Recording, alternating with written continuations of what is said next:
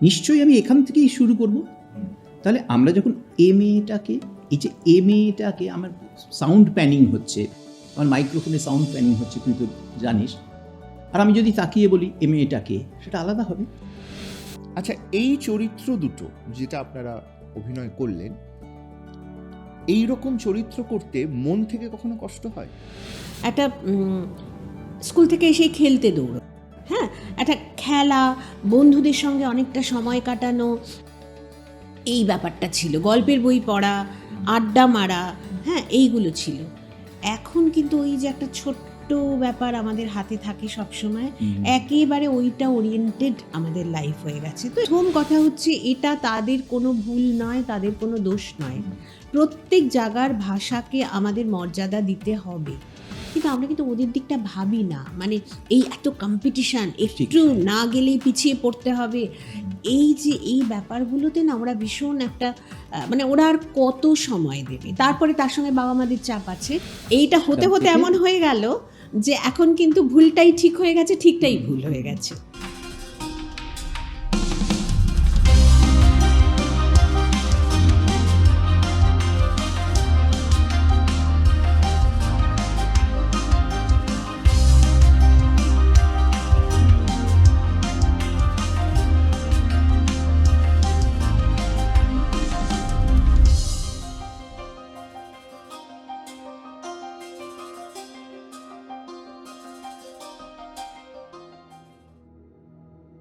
আজকের টিটকার্স পডকাস্টটা খুব স্পেশাল, এবং এই স্পেশাল হওয়ার অনেক কারণ আছে। কারণ আজকে আমি একটা সিক্রেট রিভিল করব। সেই সিক্রেটটা অনেকে প্রশ্ন করেছিলেন অনেক দিন ধরে, যে আমি কেন চাকরি ছেড়েছিলাম, যে চাকরিটা একটা ডিসেন্ট চাকরি, আজ থেকে প্রায় 12-14 বছর আগে, সেই চাকরিটা ছেড়ে এই প্রফেশনে কেন আসা, এই প্রফেশনটাকে নিয়ে এত ভালোবাসা কেন, এই প্রফেশনটার জন্য এত কিছু করা কেন, এত প্রয়াস, এত চিন্তাভাবনা, এত ইনোভেশনস, সেই সিক্রেটগুলো রিভিল করার সময় এসেছে। আজকে একটা স্বপ্ন পূরণের দিন। টিটকার্স পডকাস্টে আজকে আমার গেস্ট একজন নয়, দুজন, এবং এমন দুজন যারা এই সিক্রেটের অন্যতম কারণ। এবং এই কারণটা যেভাবে আমার জীবনে এনারা জড়িয়ে রয়েছেন, সেটা 2 বছর নয়, 3 বছর নয়, বিগত 30 বছর। 30 বছর যারা আমাকে বড় করেছেন এবং যারা আমাকে কথা বলতে শিখিয়েছেন, তারা আজকে আমার সাথে কথা বলবেন। আমার এবং আমাদের প্রত্যেকের ভীষণ গর্বের দিন আজ, ভীষণ ভালো লাগার দিন এবং আনন্দের দিন, যে আমাদের মধ্যে এবং আমার সাথে রয়েছেন আমার পার্থদা এবং রাতুলাদি।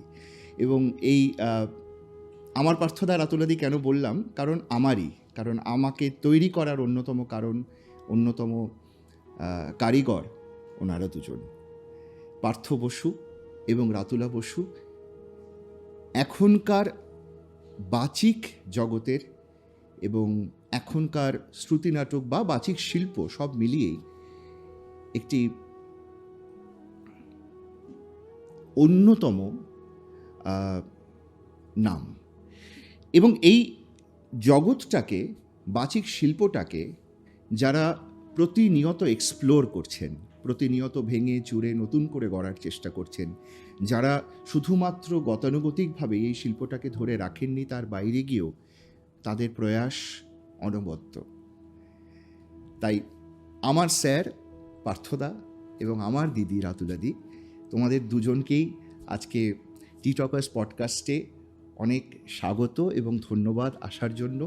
আমরাও ভীষণ খুশি আমাদের সৌভিকের সঙ্গে আজকে এই অনুষ্ঠানে। আসলে যখন এখানে আমি তুই করে বলতে একটু অস্বস্তি হচ্ছে, কেননা আমি জানি এবং অনেকে জানে সৌভিক বিশ্বাস এখন একটা নাম, তার একটা অন্য জায়গা তৈরি হয়েছে, তার জন্যে সে আমাদের কথা বলল, এটা আমাদের গর্ব, খুব ভালো লাগার জায়গা যে হ্যাঁ, আমরা সৌভিককে যেভাবে দেখেছি, আজকে সৌভিক সত্যি তার একেবারে তার নিজস্ব গুণে, নিজস্ব ক্যারিশমায় ও এই জায়গাটা তৈরি করেছে।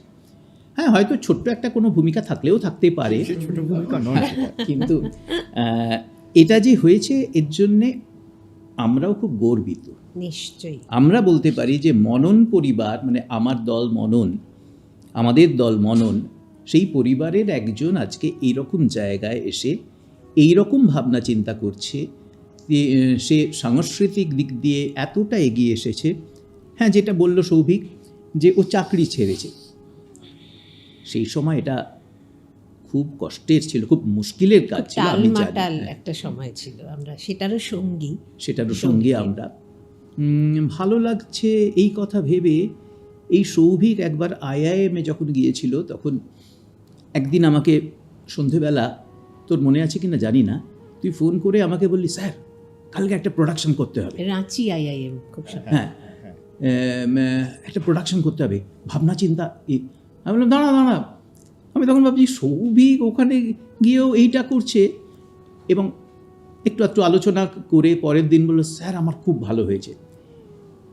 তখন মানে আনন্দ তো হয়েছিল, ভীষণ আনন্দ, যে কোথাও সার্থকতা আমাদের যারা এই কাজ করছি, পরবর্তী প্রজন্মের কাছে ব্যাটনটা ছেড়ে দিতে হবে।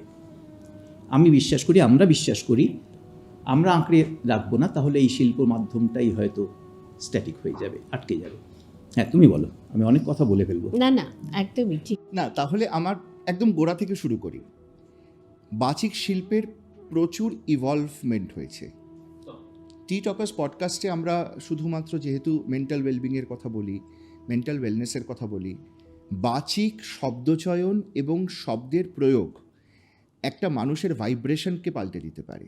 তার যে ভাইব, তার যে ধরনের কথা, মানে যে ধরনের এফেক্ট সে তৈরি করে অন্য মানুষের উপরে, সেই ভাইবটাকে পাল্টে দিতে পারে শব্দচয়ন। এই শিল্প কি সেখানে কোনো অবদান আছে বলে মনে হয়? হ্যাঁ, অবশ্যই। কারণ তুই করেই বলছিস, হ্যাঁ, অবশ্যই, তুই করেই বলবে।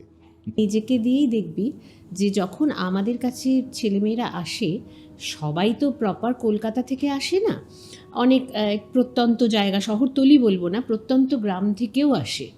তো সেখানে তাদের বাচনভঙ্গিতে এটা তাদের কোনো দোষ নয়, কারণ এটা তাদের তারা যেখানে বড় হয়েছে সেইখানে সেরকমভাবেই উচ্চারিত হয় কথাগুলো, তারা সেভাবেই বলে।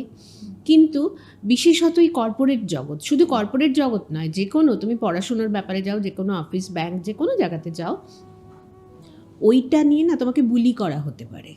হ্যাঁ, ভীষণ করা হয়, এবং সেখান থেকে ভীষণ ডিপ্রেশন, মানে আরও অনেক অনেক বেশি দূর আমরা জানি যে যেতে পারে। তো সেই ছেলে মেয়েগুলোকে তখন এই যে তাদের উচ্চারণ ভঙ্গি, এটা যে তাদের দোষ নয়, প্রথম কথা হচ্ছে এটা তাদের কোনো ভুল নয়, তাদের কোনো দোষ নয়। প্রত্যেক জায়গার ভাষাকে আমাদের মর্যাদা দিতে হবে। হ্যাঁ, আমাদের কলকাতায় যেরকম আমরা যে ভাষা বলি, কলকাতাতেও কিন্তু আগে একটা উত্তর কলকাতা, দক্ষিণ কলকাতা একটা তফাৎ হয়ে যায়। তো আমরা মোটামুটি মধ্য কলকাতা, কলেজ স্ট্রিট থেকে এই এসপ্ল্যানেড, এই রকম জায়গাতে যে যেরকমভাবে ভাষা উচ্চারিত হয়, সেটাকেই আমরা ধরি আর কি, স্ট্যান্ডার্ড উচ্চারণ। আচ্ছা, এখানে একটা মজার কথা মনে পড়ছে, পবিত্র সরকারের একটা সেমিনারে গিয়েছিলাম, মানে কীরকম হয়ে যায় আর কি ভাষা পাল্টাতে। উনি নানা রকম, উনি তো অসম্ভব পণ্ডিত মানুষ একজন, তো উনি বলছিলেন যেমন প্রশ্ন শব্দটা আমরা এখন যদি কেউ প্রশ্ন বলে, আমরা একটু একটু ভুলটা এরকম একটু হয়ে যায়। হ্যাঁ, কিন্তু উনি বললেন আসলে কিন্তু ব্যাকরণগতভাবে আমরা যদি দেখতে চাই তার যে সোর্স, তাহলে কিন্তু প্রশ্নই হওয়া উচিত, এবং আমরা প্রশ্নই বলতাম যখন আমরা ইউনিভার্সিটিতে পড়তাম। কিন্তু সেই সময় মোটামুটি প্রেসিডেন্সি, ক্যালকাটা ইউনিভার্সিটি এবং শান্তিনিকেতন, এই তিনটে একটা মিলিয়ে মিশিয়ে একটা উচ্চারণ ভঙ্গিমা, যেটা ওটাই স্ট্যান্ডার্ড ধরা হতো। তো তারা সবাই প্রশ্ন বলতেন। এইটা হতে হতে এমন হয়ে গেল যে এখন কিন্তু ভুলটাই ঠিক হয়ে গেছে, ঠিকটাই ভুল হয়ে গেছে। তো এই ব্যাপারগুলোকে কিন্তু আমার মনে হয় যে আমরা একটা দিশা দিতে পারি, এবং তার ফলে তাদের কনফিডেন্স লেভেলটা বাড়ে, তাই তো? একদম, তাদের হীনমন্যতা যেটা একটা থাকে আগে, সেটা তাদের একদম কেটে যায়। কিন্তু এই বাচিক শিল্পটা তো কম্পেয়ার টু মিউজিক বা অন্য যে ধরনের শিল্প চর্চা হচ্ছে এখন, শুধু কলকাতায় নয়, বিশ্বব্যাপী, সেখানে বাচিকের জায়গাটা একটু পিছিয়ে কেন? মানে সেটা কি যারা পরবর্তী প্রজন্মের যারা আসছে তারা নতুন কিছু এক্সপ্লোর করছে না তাই, নাকি আর কিছু করার নেই? মানে সেটা তোমাদের কি মনে হয়? আসলে একটা কথা আমরা দেখেছি, জানি, কোভিড পিরিয়ডে অনেক কবিতা লেখা শুরু হয়ে গেল, কিন্তু সেগুলোর মান আমরা যখন পড়ি, সব কবিতার মান নিয়ে আমরা নিজেরাই বুঝতে পারি সেটা কীরকম। সেরকম ওই কোভিড পিরিয়ডে না, মানে গানের লোকেদের অনেক অসুবিধে হলো, তাদের প্রোগ্রাম অসুবিধে হয়ে যাচ্ছে, যারা সমবেত সঙ্গীত গাইতেন তাদের অসুবিধে হয়ে মানে যাচ্ছে। এটা মূলত হচ্ছে তারা তো ওই মিউজিক হ্যান্ডস পাচ্ছে না, এগুলো পাচ্ছে না, পাচ্ছে না, কোথায়? কিন্তু এই মাধ্যমটাই এই কিন্তু মাধ্যমটা বাড়িতে বাড়িতে কাগজ বসে নিয়ে আমি- বসে পড়লো। কারণ এখানে তো সেই হ্যান্ডসের দরকার নেই। সংগতটা দরকার একেবারে নেই। একেবারে ইভেন প্রসেনিয়াম থিয়েটার মঞ্চ পাচ্ছে না, কাগজ নিয়ে বসে পড়লো। এই কাগজ নিয়ে বসে পড়া থেকে আমরা তো, তুই ভালো করে জানিস, আমরা দেখে পড়ি না, আমরা অভিনয় করি। যখন একটা মানুষ, আমি একটুখানি বলি, একটা মানুষ বাইরে বেরিয়ে গেল, আমি যদি তার দিকে তাকিয়ে থেকে বলি যে এ মেয়েটা কে, নিশ্চয়ই আমি এখান থেকেই শুরু করব। তাহলে আমরা যখন এ মেয়েটাকে, আমার সাউন্ড প্যানিং হচ্ছে, আমার মাইক্রোফোনে সাউন্ড প্যানিং হচ্ছে, তুই তো জানিস, আর আমি যদি তাকিয়ে বলি এ মেয়েটাকে, সেটা আলাদা হবে। এই কাজগুলো যখন আমরা পাচ্ছি না, দর্শক শ্রোতা কিন্তু সব বোঝে যে কোনটা ঠিক কোনটা ভুল। আমরা মনে করি তারা হয়তো বোঝেন না, কিন্তু তারাই বেশি বোঝেন। এখান থেকে আমার কাছে যা ফিডব্যাক আছে, যে অনেকেই বলছে যে কিছু তো হচ্ছে না, নতুন কিছু নেই তো, এইরকমভাবে এটা তো নাটক। আমার প্রশ্নটা এইখান থেকেই বললাম আমি। একদমই তাই। সেই জন্যেই বাড়ছে না, ধরে রাখা যাচ্ছে না। হ্যাঁ, তুই জানিস, তোর কাছে তো এই খবর আছে যে আমরা জেলায় জেলায় ওয়ার্কশপ করছি, কুচবিহার, বালুরঘাট, তারপরে রায়গঞ্জ, এরকম আরও বর্ধমান। তো এই যে জায়গায় যাচ্ছি, সেখানে গিয়ে কিন্তু কলকাতার থেকে অন্যরকম চেহারা দেখতে পাচ্ছি। কিন্তু সেখানে কিন্তু অনেক সিরিয়াসলি তারা অবাক যদিও করা অবাক কাজকর্ম করা কাজকর্ম করছে। এত ভালো কাজ। আচ্ছা, এইখানে আমার একটা প্রশ্ন, এই প্রশ্নটা অনেকদিন ধরেই করবো ভেবেছিলাম, কিন্তু যখনই দেখা হয়, আড্ডা হয়, এইটা করা হয় না তোমাদেরকে প্রশ্নটা।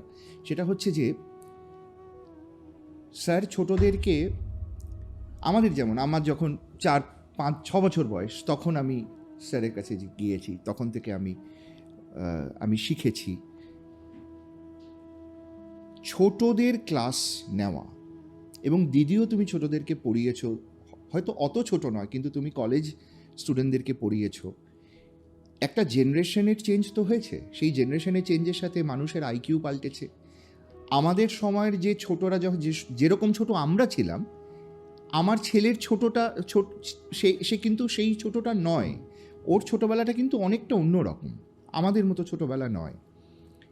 এই যে একটা ট্রানজিশন, এই ট্রানজিশনে কি কোনোভাবে শব্দের বা এই শিল্পের কোনো প্রভাব ফেলতে পারে? ট্রানজিশনটাকে আরও পজিটিভ করা, বা এই ট্রানজিশন বা এই প্রজন্মকে, এই শিল্পটাকে ভীষণ পজিটিভলি ইনডিউস করানো, ইনজেক্ট করানো যেতে পারে?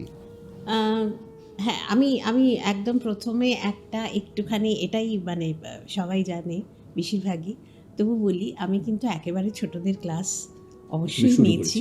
এবং আমি কিন্তু যখন আর ক্লাস নিতে আমার অসুবিধে হয়েছে কলেজ টলেজ সামলে, তখন ব্যাটনটা পার্থর হাতে আমি তুলে দিয়েছি। হ্যাঁ, সুতরাং একেবারে ছোট্টদেরও করানোর আমার যথেষ্ট সেই অভিজ্ঞতাটা তাহলে তোমারও রয়েছে।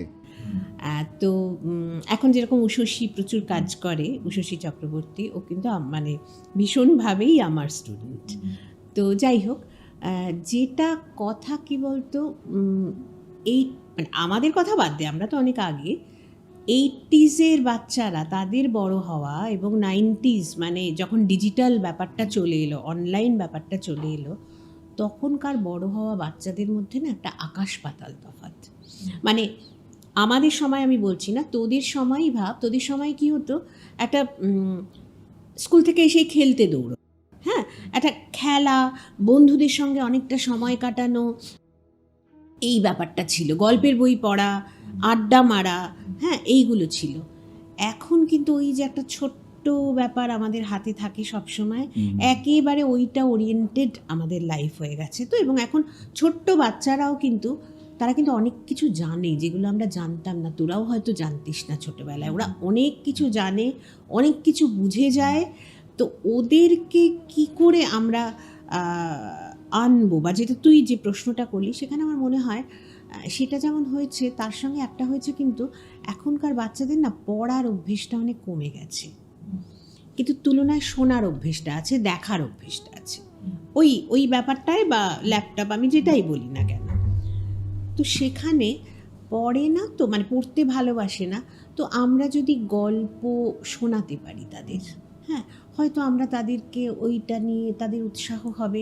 ধরো আমাদের ছোটোবেলায় যেরকম রামায়ণ মহাভারত, শুধু না, বিশ্ব সাহিত্যের যেসব গল্প, বা আমাদের এখানকার প্রচুর সাহিত্যিক, ইভেন রবীন্দ্রনাথ বলো, শরৎচন্দ্র বলো, সেগুলোও কিন্তু ওরা জানে, মানে ওরা পড়ে জানে না, এটা ওদের দোষ নয়, কারণ ওরা এমন একটা সাবস্টিটিউট পেয়ে গেছে যে ওদের সেই দিকটাতে আর যাওয়ার সময় হয় না, ওরা এক্সপ্লোরই করছে না হয়তো সেই জায়গায়। পরে দেখো ওদের পড়াশুনোর এত চাপ, মানে ওদের দিকটাও আমার ভীষণ মনে হয় যে আমরা ওদের দোষ দিই অনেক সময়, এখনকার ছেলেরা পড়ে না, এই করে না, কিন্তু আমরা কিন্তু ওদের দিকটা ভাবি না। মানে এই এত কম্পিটিশান, একটু না গেলেই পিছিয়ে পড়তে হবে, এই যে এই ব্যাপারগুলোতে না ওরা ভীষণ একটা, মানে ওরা আর কত সময় দেবে, তারপরে তার সঙ্গে বাবা মাদের চাপ আছে। আমি একটা কথা বলি এই ব্যাপারে, এটার জন্যে, এটা তো ঠিক ও যেটা বলছে, বাবা মায়েদের প্রভাব এখনকার জেনারেশনেও সেটা কিন্তু এই মুখও করে।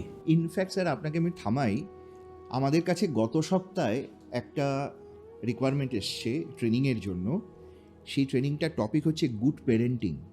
ভেরি গুড, ভীষণ দরকার, ভীষণ ভীষণ জরুরি। এইটাও একটা ট্রেনিংয়ের টপিক, যেটা আমরা ভাবছিলাম, আলোচনা করছিলাম যে এটাও একটা টপিক যে বাবা মাকে পেরেন্টিং শেখাতে হবে। একদম একদম। ভীষণ জরুরি, ভীষণ জরুরি। এটা কি তোমরা কখনো ভেবেছো যে তোমাদের এটা? না, আমাদের পরের জেনারেশনদের জন্য ভেবেছি। কেন বলতো, ধর তোদের যে বাচ্চারা এখন, তোরা কিন্তু, মানে আমরা কিন্তু অতটা র্যাট রেসে ছিলাম না, র্যাট রেসে সামিল ছিলাম না, তোরা সেটার সামিল, আমাদের ইকোসিস্টেমটাই তাই, সিস্টেমটাই তাই। সুতরাং তোরা কিন্তু বুঝতে পারছিস যে এখানে আর এখন অ্যাভারেজদের জায়গা নেই, হ্যাঁ।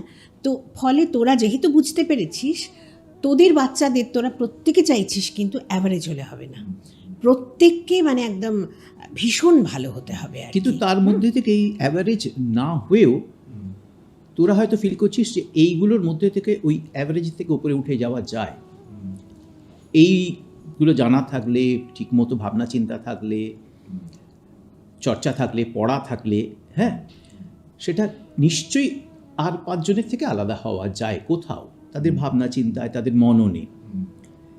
এইটা বোঝাটাও জরুরি। আমি তো সবসময় বলবো, আমার কাছে সেই সময় থেকে যারা এসেছে, যতটা না আমি ওই বাচ্চাগুলোকে ক্রেডিট দিই, তার থেকে বেশি সবসময় দিয়ে এসেছি অভিভাবকদের, যারা আমাদের কাছে ভরসা করে ছেড়ে দিতে পেরেছিলেন। তারা জানতেন, হয়তো কোথাও ভেবেছিলেন যে প্রপার গাইডেন্স পেয়ে তার বাচ্চারা হয়তো একদিন ভালো জায়গায় যেতে পারবে, তাদের মনটা ভালো থাকবে। এই মন ভালো রাখাটা তো আজকের দিনে ভীষণ জরুরি হয়ে পড়েছে। এই মন ভালো রাখার হয়তো কোনো একটা কারিগর আমরা, এবং সেখানে এখনকার দিনে, মানে তখনও ছিল হয়তো, কিন্তু এখন ভীষণ দেখি কি, মানে যখন বাচ্চারা শিখতে আসে, বড়রাও তাই, কিন্তু আমি যেহেতু এখানে বাবা মায়ের কথায় আসছি, বাচ্চারা যখন শিখতে আসে না, তখন বাবা মায়ের প্রথম তাদেরই প্রশ্নটা হয়, বাচ্চাদের নয়, যে ফাংশনটা করবে তো, অনুষ্ঠানটা করবে তো, মানে স্টেজে, এবং সেখানে কোন বাচ্চা একটু বেশি চরিত্র পেল, কোন বাচ্চা একটু কম চরিত্র পেল, তাদের ভেতরে নেই, আসেনি, কিন্তু তাদের বাবা মায়েদের ভেতরে এসছে। ফলে এই জিনিসটা, তুই পারলি না, ও এত একটা বড় চরিত্র পেল, তুই পারলি না, কি তাহলে শিখছিস? এই এই যে ব্যাপারটা না, ওরা তখন কি হয়, ওদের ভেতরে একটা কমপ্লেক্স, তখন শেখার থেকে বেশি ওই জায়গাটায় ওদের ফোকাসটা চলে যায়। পারফর্ম কিভাবে করব, অনেক লোকের হাততালি কিভাবে পাবো, অনেক লোকের কাছে পৌঁছতে পারবো কি করে, এই জিনিসটা মানে শেখার থেকে অনেক বেশি জরুরি এখন। আমার এখনো মনে আছে যখন আমাদের মঙ্গলবারে ক্লাসে যেতাম, সেই সময় তো মনন হিসেবে মনন তৈরি হয়নি তখন আমরা স্যারের কাছে গেছি, আমরা ক্লাস করেছি। আমার মনে আছে, এবং আমি স্যারের সাথে পরে অনেকবার আলোচনাও করেছি, যে ওই সময়, এখনকার সময় বলছি না, সেই সময় যখন আমরা স্কুলে পড়ি, সেই সময় আরও অনেকেই তো শেখাচ্ছেন, ছোটদেরকে শেখাচ্ছেন, কিন্তু স্যার কিন্তু শুধুমাত্র আমাদেরকে বলেননি যে এই কবিতাটা পরের দিন তুলে আনবি, হ্যাঁ তোকে এই কবিতাটা দিলাম, এইটুকু আমি শুনেছি। এবার যখন পরের দিন গিয়ে কবিতাটা আমি আবৃত্তি করছি বা আমি পড়ে শোনাচ্ছি, তখন কিন্তু যে প্রশ্নের সম্মুখীন হতাম আমি প্রথম দিনে, সেই প্রশ্নের উত্তর কিন্তু আমার কাছে ছিল না। সেই জন্য প্রথম দিন আমার কাছে কবিতাটা পাল্টানো হলো না, আমাকে বলা হলো এই প্রশ্নগুলো উত্তর নিয়ে আবার পরের দিন আসবি। তার মানে আমি বাড়ি গিয়ে কিন্তু ভাবতে শুরু করলাম যে হ্যাঁ সত্যি তো অমলকান্তি কেন রোদ্দুর হতে চাইলো। এই প্রসঙ্গে মোহন মাসি তমাল তরুণ, হ্যাঁ, সে এক অদ্ভুত এক্সপিরিয়েন্স। হ্যাঁ, আসলে তখনকার প্যারেন্টসরা বলতেন না যে তোরা কি করছিস, তোর ব্যাপারে মাথা ঘামানো ছিল না। এখন একটা কবিতা নিয়ে 4 দিন, খুব তাড়া, সকলেরই না ভীষণ, মানে এটা তো অঙ্ক শেখানো নয়। হ্যাঁ, আমি অঙ্কটা বোর্ডে করে দিলাম, এই উত্তর হয়ে গেল। জানিস যে এতে কোনো সেটা সহজ পথ নেই। সেই জন্য তাদের মানসিক বিকাশের জায়গাটাও সঠিক হতে পারে না বলে মনে হয়। এবং এইখানে না আরেকটা আমার মনে হয়, যেমন ধর এই শিল্পগুলো বলতে আমরা মানে শিল্পের মধ্যে যেগুলোকে ফেলি, ধর গানে একটা সারগাম আছে, ওইটা তুলে দিলে বা স্বরলিপি দেখে তুললে যে তুমি এভাবেই গাইবে এটা, হ্যাঁ, নাচের একটা তাল ছন্দের ব্যাপার রয়েছে, বা নাচে কত্থক তুমি কিভাবে করবে, ভারতনাট্যম তুমি কিভাবে করবে, এইভাবে করতে হবে।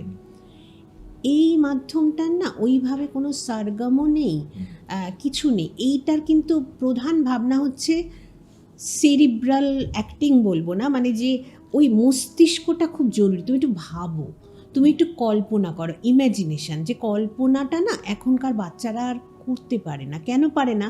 তারা তো সবটাই দেখতে পায়। হ্যাঁ, মানে একটা যদি এরকম দেশে আমি যেতে পারতাম, এরকম ধরো যদি কুয়ার ধারে কবিতাটা ভাবি, হ্যাঁ, সেই মানুষটা তোমার কাছে চাইনি কিছু, জানাইনি মোর নাম, তুমি যখন বিদায় নিলে নীরব রহিলাম। কেন এভাবে বলবো, কেন আমি নীরব থাকলাম, কেন কে বিদায় নিল, সে তখন কিভাবে ছিল, এই যে ভাবনাগুলো, এগুলো তো ভাবার। এখন দেখবো আমি কুয়ার ধারে কবিতাটাও একটা অডিও নয়, ভিডিও হয়ে গেছে, তো ঠিক আছে দেখে নিল, ঠিক আছে, কুয়ার ধারে এইটা করলে কিন্তু না, সেই অনুভবটা যদি সে না করতে পারে, তাহলে কিন্তু সেই জিনিসটা তার মধ্যে আসবে না।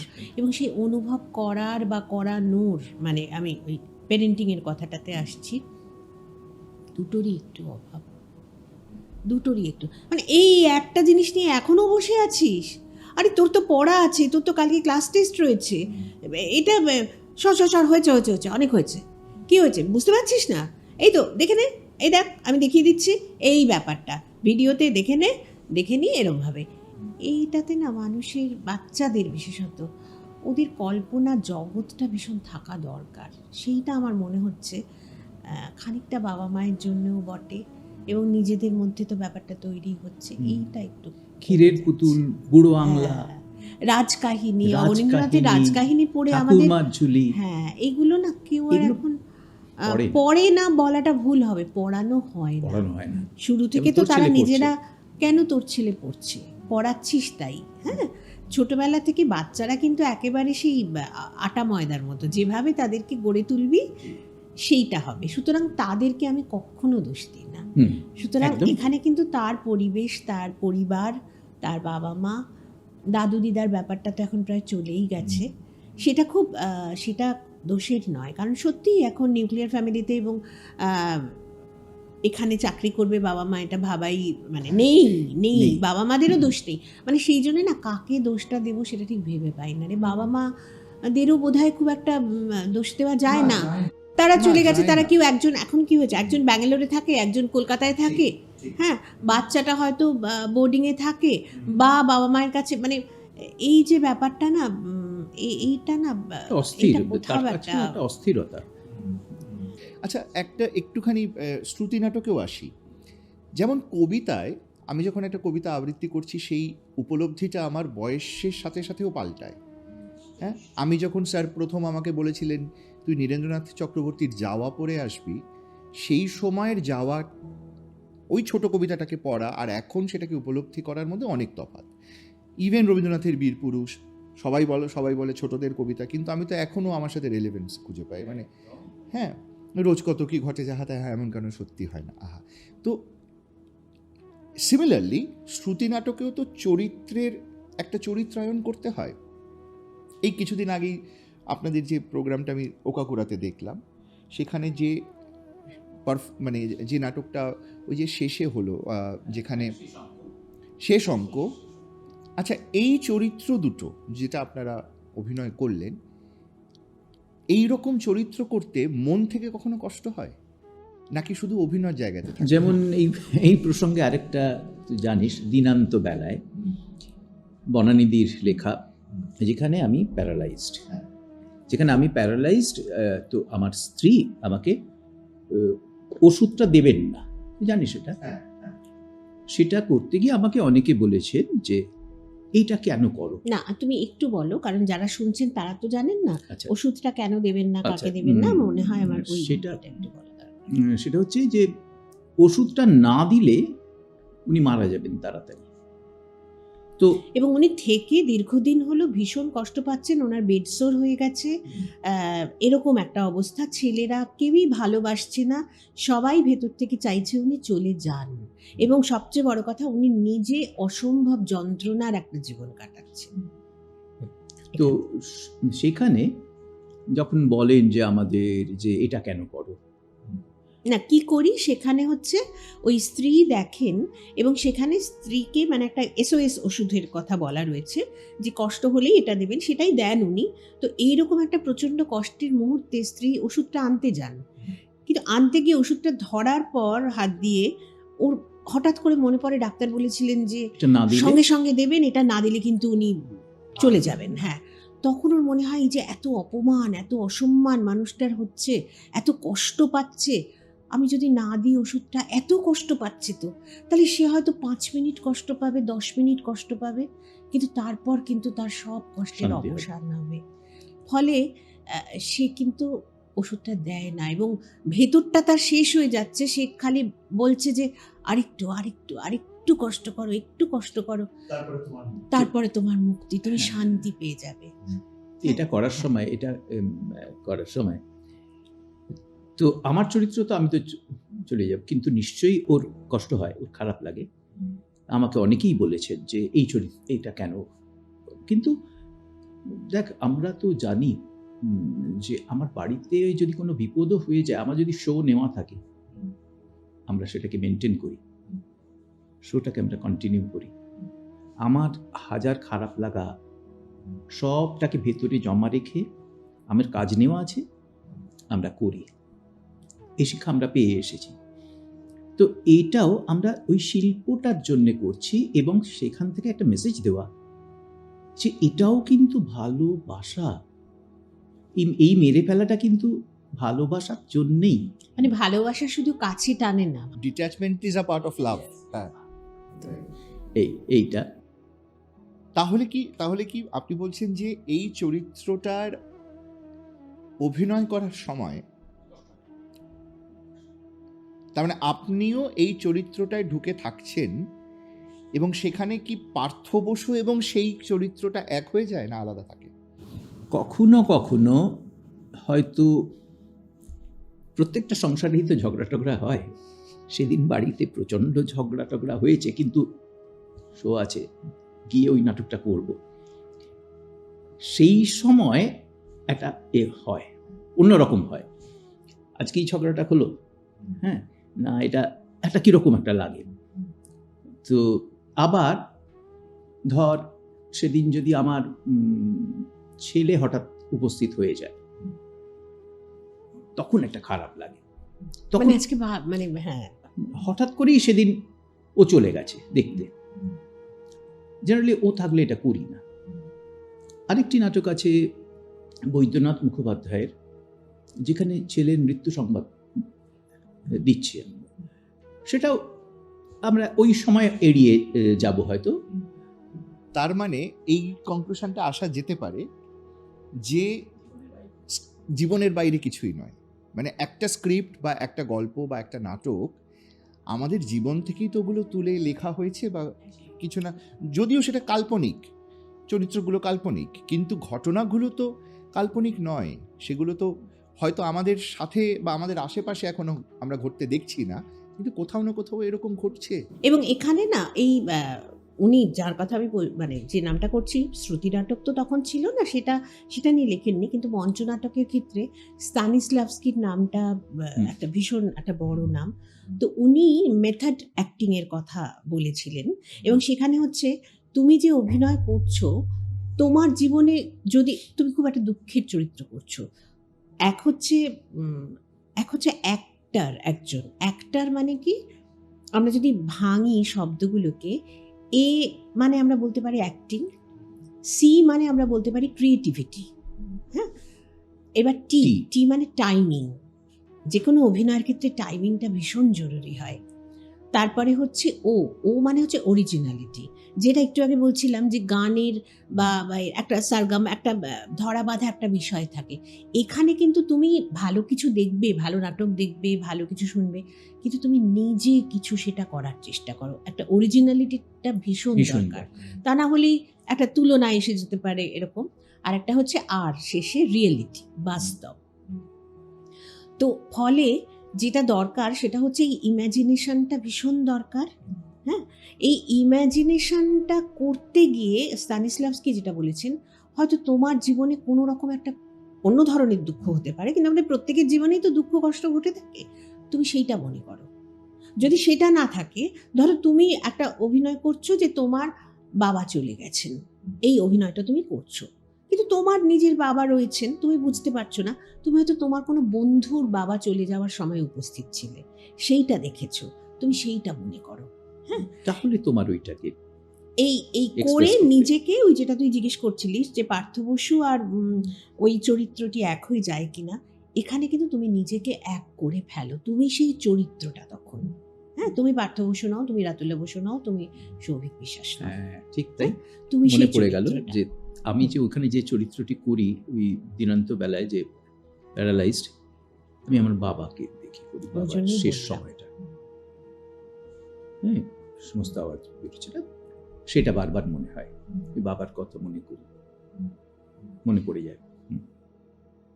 তার মানে আমরা যে জায়গাতে এখন অবধি আলোচনা করলাম, যে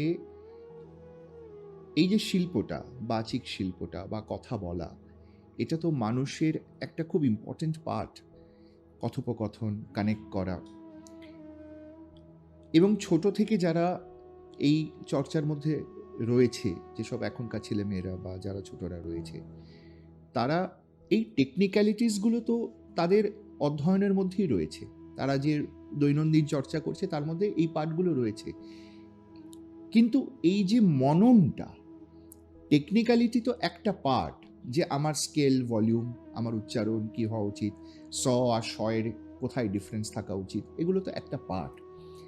কিন্তু আমার বাচিক ভঙ্গিটা তো আমাদের মননের থেকে ট্রিগার করে, কি ভঙ্গিতে আমি বলবো এই কথাটা, সেই মননটা কি হারিয়েছে নাকি সেই মননটা পাল্টেছে?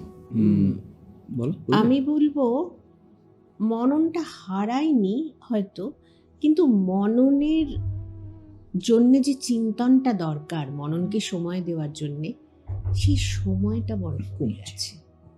হ্যাঁ, সময়টা মানে প্রথমত কমে গেছে, আর দ্বিতীয়ত হচ্ছে ওই যে মনন মানে কি, আমাকে তো ভাবতে হবে, আমাকে তো কল্পনাটা করতে হবে, হ্যাঁ, নিজের মনটাকে তো নার্চার করতে হবে। আমরা তো এখন সব মানে আমাদের কল্পনার জগৎটা না আস্তে আস্তে হারিয়ে যাচ্ছে, কারণ আমরা সব কিছু চোখে দেখতে পাচ্ছি। আমরা সিন্ডারেলাকে দেখতে পাচ্ছি কিরকম, হ্যাঁ, আমরা যে কোনো এই ধরনের যে চরিত্রগুলো আমরা মাটুল দি গ্রেট আগে পড়তাম, শুক্তা রায়, বসে থাকতাম, নন্টে ফন্টে বসে থাকতাম, টিনটিনের জন্য বসে থাকতাম। এখন তো সব কিছু আমরা দেখতে পাচ্ছি সামনে, ফলে আমাদের তো কল্পনা করার আমরা কল্পনা করতে গেলে ওটাই কল্পনা করি, বেরোতে পারছি না, আমরা বেরোতে পারছি না। মানে আমরা আলাদা করে যে নিজে ভাববো, সেই ভাবনাটার স্কোপটাই আমরা পাচ্ছি না, আমার যেটা মনে হয়। এটা যে এক্ষুনি তুই যে কবিতার কথা বলছিলি, মাটিতে চোখ রেখে ঘুরে বেড়াতো লোকটা, কখনো আকাশ দেখেনি, আর আজ খাটিয়ার উপর শুয়ে চিৎপটাং হয়ে আকাশ দেখছে। মনে আছে তো আমি বলতাম যে আমার ভাবনা কিছু নেই, তোরা বল, এটা দুঃখ নাকি সমাজের প্রতি ব্যঙ্গ? তো আমার তো নির্দিষ্ট ফ্রেম নেই। আমি যদি এটাকে মনে করি দুঃখ, ওই লোকটার জন্য দুঃখ, তাহলে আমি দুঃখ করে বলবো। আর আমি যদি মনে করি এটা সমাজের প্রতি ব্যঙ্গ, যাকে বেঁচে থাকতে যাকে খাবার দিতে পারলো না, সে যখন মারা যাচ্ছে তাকে ফুল দিয়ে সাজিয়ে নিয়ে যাচ্ছে, যে ফুলের অ্যারেঞ্জমেন্ট করতে যে খরচা লেগেছে সেটা থাকলেও আরো কদিন খেতে পেত। তো এই যে বোধ, এই যে মনন, এটা এখন আমাকে বলে একটু বলে দিন না। শুধু কালকেই কথায় কথায় হচ্ছে যে একজন সন্দেহ বাতিক, একজন স্ত্রী প্রচন্ড সন্দেহ করেন স্বামীকে। স্বামী সাহিত্যিক, ন্যাচারালি অনেক যোগাযোগ আছে। একটা বাচ্চা মেয়ে এসে তাকে খাতা, অটোগ্রাফের খাতা দিয়ে বলছে আমাকে এটা সই করে দেবেন, একটা সই করে দেবেন। তাহলে ও বলছে আজকে নিয়ে যাও। বলছে না না, তাহলে আমি যদি আজকে নিয়ে যাই তাহলে আরেকদিন আসার সুযোগ থাকবে না, আমি আরেকদিন এসে নিয়ে যাব। সৌমিত্রদার নাটক, সৌমিত্র বসু। এবার মেয়েটি চলে যাচ্ছে দরজা দিয়ে, তখন ওই মহিলা বলছেন এ মেয়েটিকে এর কথা আগে বলনি তো, বলনি কেন? এবার বলনি কেন, বলনি কেন, সে এই রাগ করবে না সন্দেহবাতিক গ্রস্ত দেখাতে গেলে কি করবে? এই কেনর প্রয়োগ কিরকম হবে? কেন কেন এই যে সূক্ষ্ম তফাৎগুলো আমরা যদি চিন্তা না করি, আমাকে বলে দাও, আমি যদি বলে দিই তুমি তো সেটা কপি করবে, তুমি তো অন্য কোনো জায়গায় সেটা প্রয়োগ করতে পারবে না। আর তুমি যদি এখন ভাবতে পারো ওটা সন্দেহ হলে কিরকম, ওটা যদি রাগ হয় কিরকম, ওটা যদি দুঃখ হয় কিরকম। আমার মনে হয় এই ফিলিংগুলো ন্যাচারালি আসে না বলেই তারা হয়তো তারা বুঝতে পারছে না, তাই জিজ্ঞেস করছেন আপনার থেকে। ঠিক আছে, তার দিক থেকে তিনি জিজ্ঞেস করলেন, কিন্তু এটা একটা অন্যতম কারণ যে এখন যে কোনো সম্পর্কের মধ্যে যে শেডসগুলো বা যে ফিলিংয়ের যে মাত্রাগুলো, সেগুলো সবই এক। মানে আমরা হয়তো এই জেনারেশন হয়তো তফাৎটাকে তৈরি করতে পারছে না, এবং সেই প্রয়োগটাও করতে পারছে না যে আলাদা আলাদা ফিলিং, আলাদা আলাদা মানুষের প্রতি সেই শেডগুলো হয়তো তারা জানেই না, তাদের সবার কাছে একদম। আমরা না ওই কারণেই, আমি যেমন একটা করাই, কিছু না দুটো শব্দ শুনতে পাচ্ছ, এই শব্দটা ধরো একজন দুজন শুয়ে আছে রাত্রির বেলা, গভীর রাতে একটা কোনো শব্দ শুনলো, সেই শুনতে পাচ্ছটা কিভাবে বলবে? আবার ধরো একজন স্ত্রী তার হাজবেন্ডকে অনেকক্ষণ হলেও কিছু একটা বলছে, সে পাত্তাই দিচ্ছে না, সেই তখন রেগে গিয়ে শুনতে পাচ্ছ, কিরম করে বলবে? আবার রক্তকরবী রাজাকে নন্দিনী বলছে শুনতে পাচ্ছ, সেটা কিরম করে বলবে? একই কথা শুনতে পাচ্ছ। হ্যাঁ, তো এই তফাৎগুলো একটুখানি করো। এবার কিরম করে করবো দিদি বলে দাও। আমি বললাম না, তুই দরকার হলে শুয়ে পড়, বিছানা আছে কাছে, শুয়ে দেখ তো পাশের লোকটাকে বলছি শুনতে পাচ্ছ। মানে আমি এরকম ভাবেই বলি যে ফিজিক্যাল অ্যাক্টিংটা কর একদম। এবং এইখানটা কিন্তু খুব মনে হয় আমাদের দুজনেরই যে আমরা শ্রুতি নাটক করি বলে ফিজিক্যাল অ্যাক্টিংটা ভাববো না, এটা কিন্তু কখনো হয় না। আমি ফিজিক্যালি, ধরো আমি শুয়ে শুয়ে একটা কথা বলছি, আর আমি দাঁড়িয়ে একটা কথা বলছি, কি দৌড়তে দৌড়তে বলছি, কি গাড়ি চালাতে চালাতে বলছি, প্রত্যেকটা আলাদা হয়। আলাদা হয় না। আমি শুয়ে বললে একটা রিল্যাক্সড ওয়েতে আমি কথা বলি, এরম কোনো ঘটনা ঘটেছে যেখানে কোনো কবিতা কোনো মানুষকে নাড়া দিয়েছে এবং আপনাদের কাছে সে হ্যাঁ, ভীষণ হয়েছে। আমি একটা খুব খুব পরিচিত কবিতার কথাই বলছি। আমি জানি না এটা মানে পরে কি হবে। বেণীমাধব বাড়ি, বেণীমাধব তোমার বাড়ি যাব, খুব পরিচিত লাইন আমাদের। তো এই কবিতাটা করাতে গিয়ে আমি দেখলাম লোকজন সবাই বলছে বেণীমাধব তোমার বাড়ি যাব। এই প্রথম লাইনটাতে আমার একটা প্রশ্ন তখন ছিল তাদের কাছে, আচ্ছা এই যে বেণীমাধবের বাড়ি যাবে, এই মেয়েটি কি খুব কনফিডেন্ট? বেণীমাধবের বাড়ি যেতে পারার মতো তার অধিকার আছে? অধিকার আছে, সে যে কোনো সময় কি চলে যেতে পারে? না, না পারে না। কেন পারে না? কবিতাটা থেকে আমরা বুঝতে পারলাম যে যদি না পারে সে, তাহলে তোমার বাড়ি যাব মানে এটা তো আমার একটা ডিসিশন, আমি জানাচ্ছি। তা আমি কি ডিসিশন নেওয়ার জায়গাটাতে আছি, নাকি তোমার বাড়ি যাব মানে আমার খুব যেতে ইচ্ছে করছে, কিন্তু যাওয়াটা কি ঠিক হবে? এই হেজিটেশনটা, এটা কি থাকার কথা নয়? তো এইটা, হ্যাঁ, তখন তো যেটা হয়েছিল সবার খুব মনে হয়েছিল থাকার কথা। আমি এটা পরবর্তীকালে বেড়াতে গিয়ে একটা জায়গাতে সৌমিত্রদাকে, মানে সৌমিত্র বসুকে বলেছিলাম, আচ্ছা সৌমিত্রদা, এই কবিতাটা এইখানটা কি মনে হয়, আপনি কি মানে কিরমভাবে বলবেন? ইনসিডেন্টালি সৌমিত্রদাও কিন্তু তোমার বাড়ি যাব। আমি তখন বলেছিলাম, কেন সৌমিত্রদা এইভাবে বলবো না, আসলে বললেই না, এটাই কেন বলবো না বলতো? তখন আমি বলছিলাম, এটা কি মনে হয় না? তখন তুই এটা অদ্ভুত কথা বললি, তো সত্যি এটা তো এভাবে ভাবিনি কখনো এর আগে। তো এইটুকুই আমার মনে হয়, এই যে একটা শুনে শুনে বলা না, যেগুলো বহুল প্রচারিত কবিতা বা বহুল প্রচারিত নাটক, উনি এরকম করে করছেন বা ওনারা এরকম করে করছেন, তাই জন্য আমরাও করি। কেন এটা ভাবি না? তাহলে এই মাধ্যমে, এটা সব জায়গায় বলা যাবে না, তোর মাধ্যমে এটা বলা যাবে। একটা কথা বলি, একক অভিনয় করে, তার একার চরিত্র, সে বিভিন্ন লোকের কথা বলছে, সে বিভিন্ন লোকের মতো গলা করে, তোরটা তোর গলায়, ওরটা ওর গলায়, ওরটা ওর গলায়। আমার বিশ্বাস, আমার মা বা আমার কাকা, তারা তো অভিনেতা ছিলেন না। মা যখন আমার মামার কথা বলতেন, জানিস তো নতুন এসেছিল ও, আজকে বলল যে দিদি তুমি অনেকদিন, মা তো কোনোদিন সেইটাকে নকল করতো না। আমরা যে চরিত্রটা একক করছি সে তো অভিনেতা নয়, সে তাহলে অতগুলো গলা করে কেন? তাদের ভাবটা করতে পারে। এই ভাবনা চিন্তার অভাব থেকে যাচ্ছে, এই ভাবনা চিন্তাটা জায়গাটা, হ্যাঁ, তোর উপর ছেড়ে দিলাম, তোর কি ভাবনা? সেটা শুধু না, আরেকটা মনে হয় ভাবনা চিন্তার অভাব না, হ্যাঁ তুমি বলো, কিন্তু হয়তো এটা হয় যে প্রথমত সে পারি এগুলো করতে, তার মনে হয় আমি পারি, আমি এতগুলো গলা আমি করতে পারি, হ্যাঁ, অথবা আমার হয়তো কাউকে পাওয়ার অসুবিধে রয়েছে, মানে আমার সহ অভিনেতা অভিনয়, কিন্তু একক চরিত্র অভিনয় বলছি, মনোলগ, হ্যাঁ হ্যাঁ হ্যাঁ হ্যাঁ হ্যাঁ সেটা বলো, কিন্তু অনেক সময় তো হ্যাঁ যে অন্য অনেক চরিত্র একসাথে করা হয়, আর হ্যাঁ একক অভিনয় তো অবশ্যই যেটা বলছো। আর যেটা সৌভিক বলেছিল আসলে আমার মনে পড়ছে, বেশ মানে আমি তো এখন ছোটদের নিয়ে কাজ করা প্রায় ছেড়ে দিয়েছি, সময় দিতে পারি না, এবং ছোটদের জন্য অনেক বেশি মনোযোগী হতে হয়। আচ্ছা এটা কেন, সেটা ওই পরে প্রশ্ন করছি। আচ্ছা সেটা বলি। তো সে তখন পড়তো ক্লাস 6-এ, একটু আর্থিক অনটনের মধ্যে থাকা পরিবার, হ্যাঁ তুই জানিস যে আমরা কিভাবে কি করতাম। তো তাকে একটা কবিতা দিয়েছিলাম, মৃদুল দাশগুপ্তের লেখা, লিখছি আমি, তো নিশ্চয়ই মনে আছে। নাম বলেছি, ধাম বলেছি এবং বয়স কত, সেই সঙ্গে এও বলেছি মা হয়েছেন গত। 10খানা আঁখ কষতে দিলে একটা হবে ভুল, আমাকে তাও নিতে নারা যেই তোমাদের স্কুল।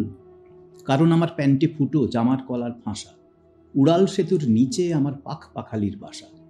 বাবা উধাও পুলিশ ভ্যানে, তখন আমি ছোট, মরার আগে মা বলেছেন মানুষ হয়ে ওঠো।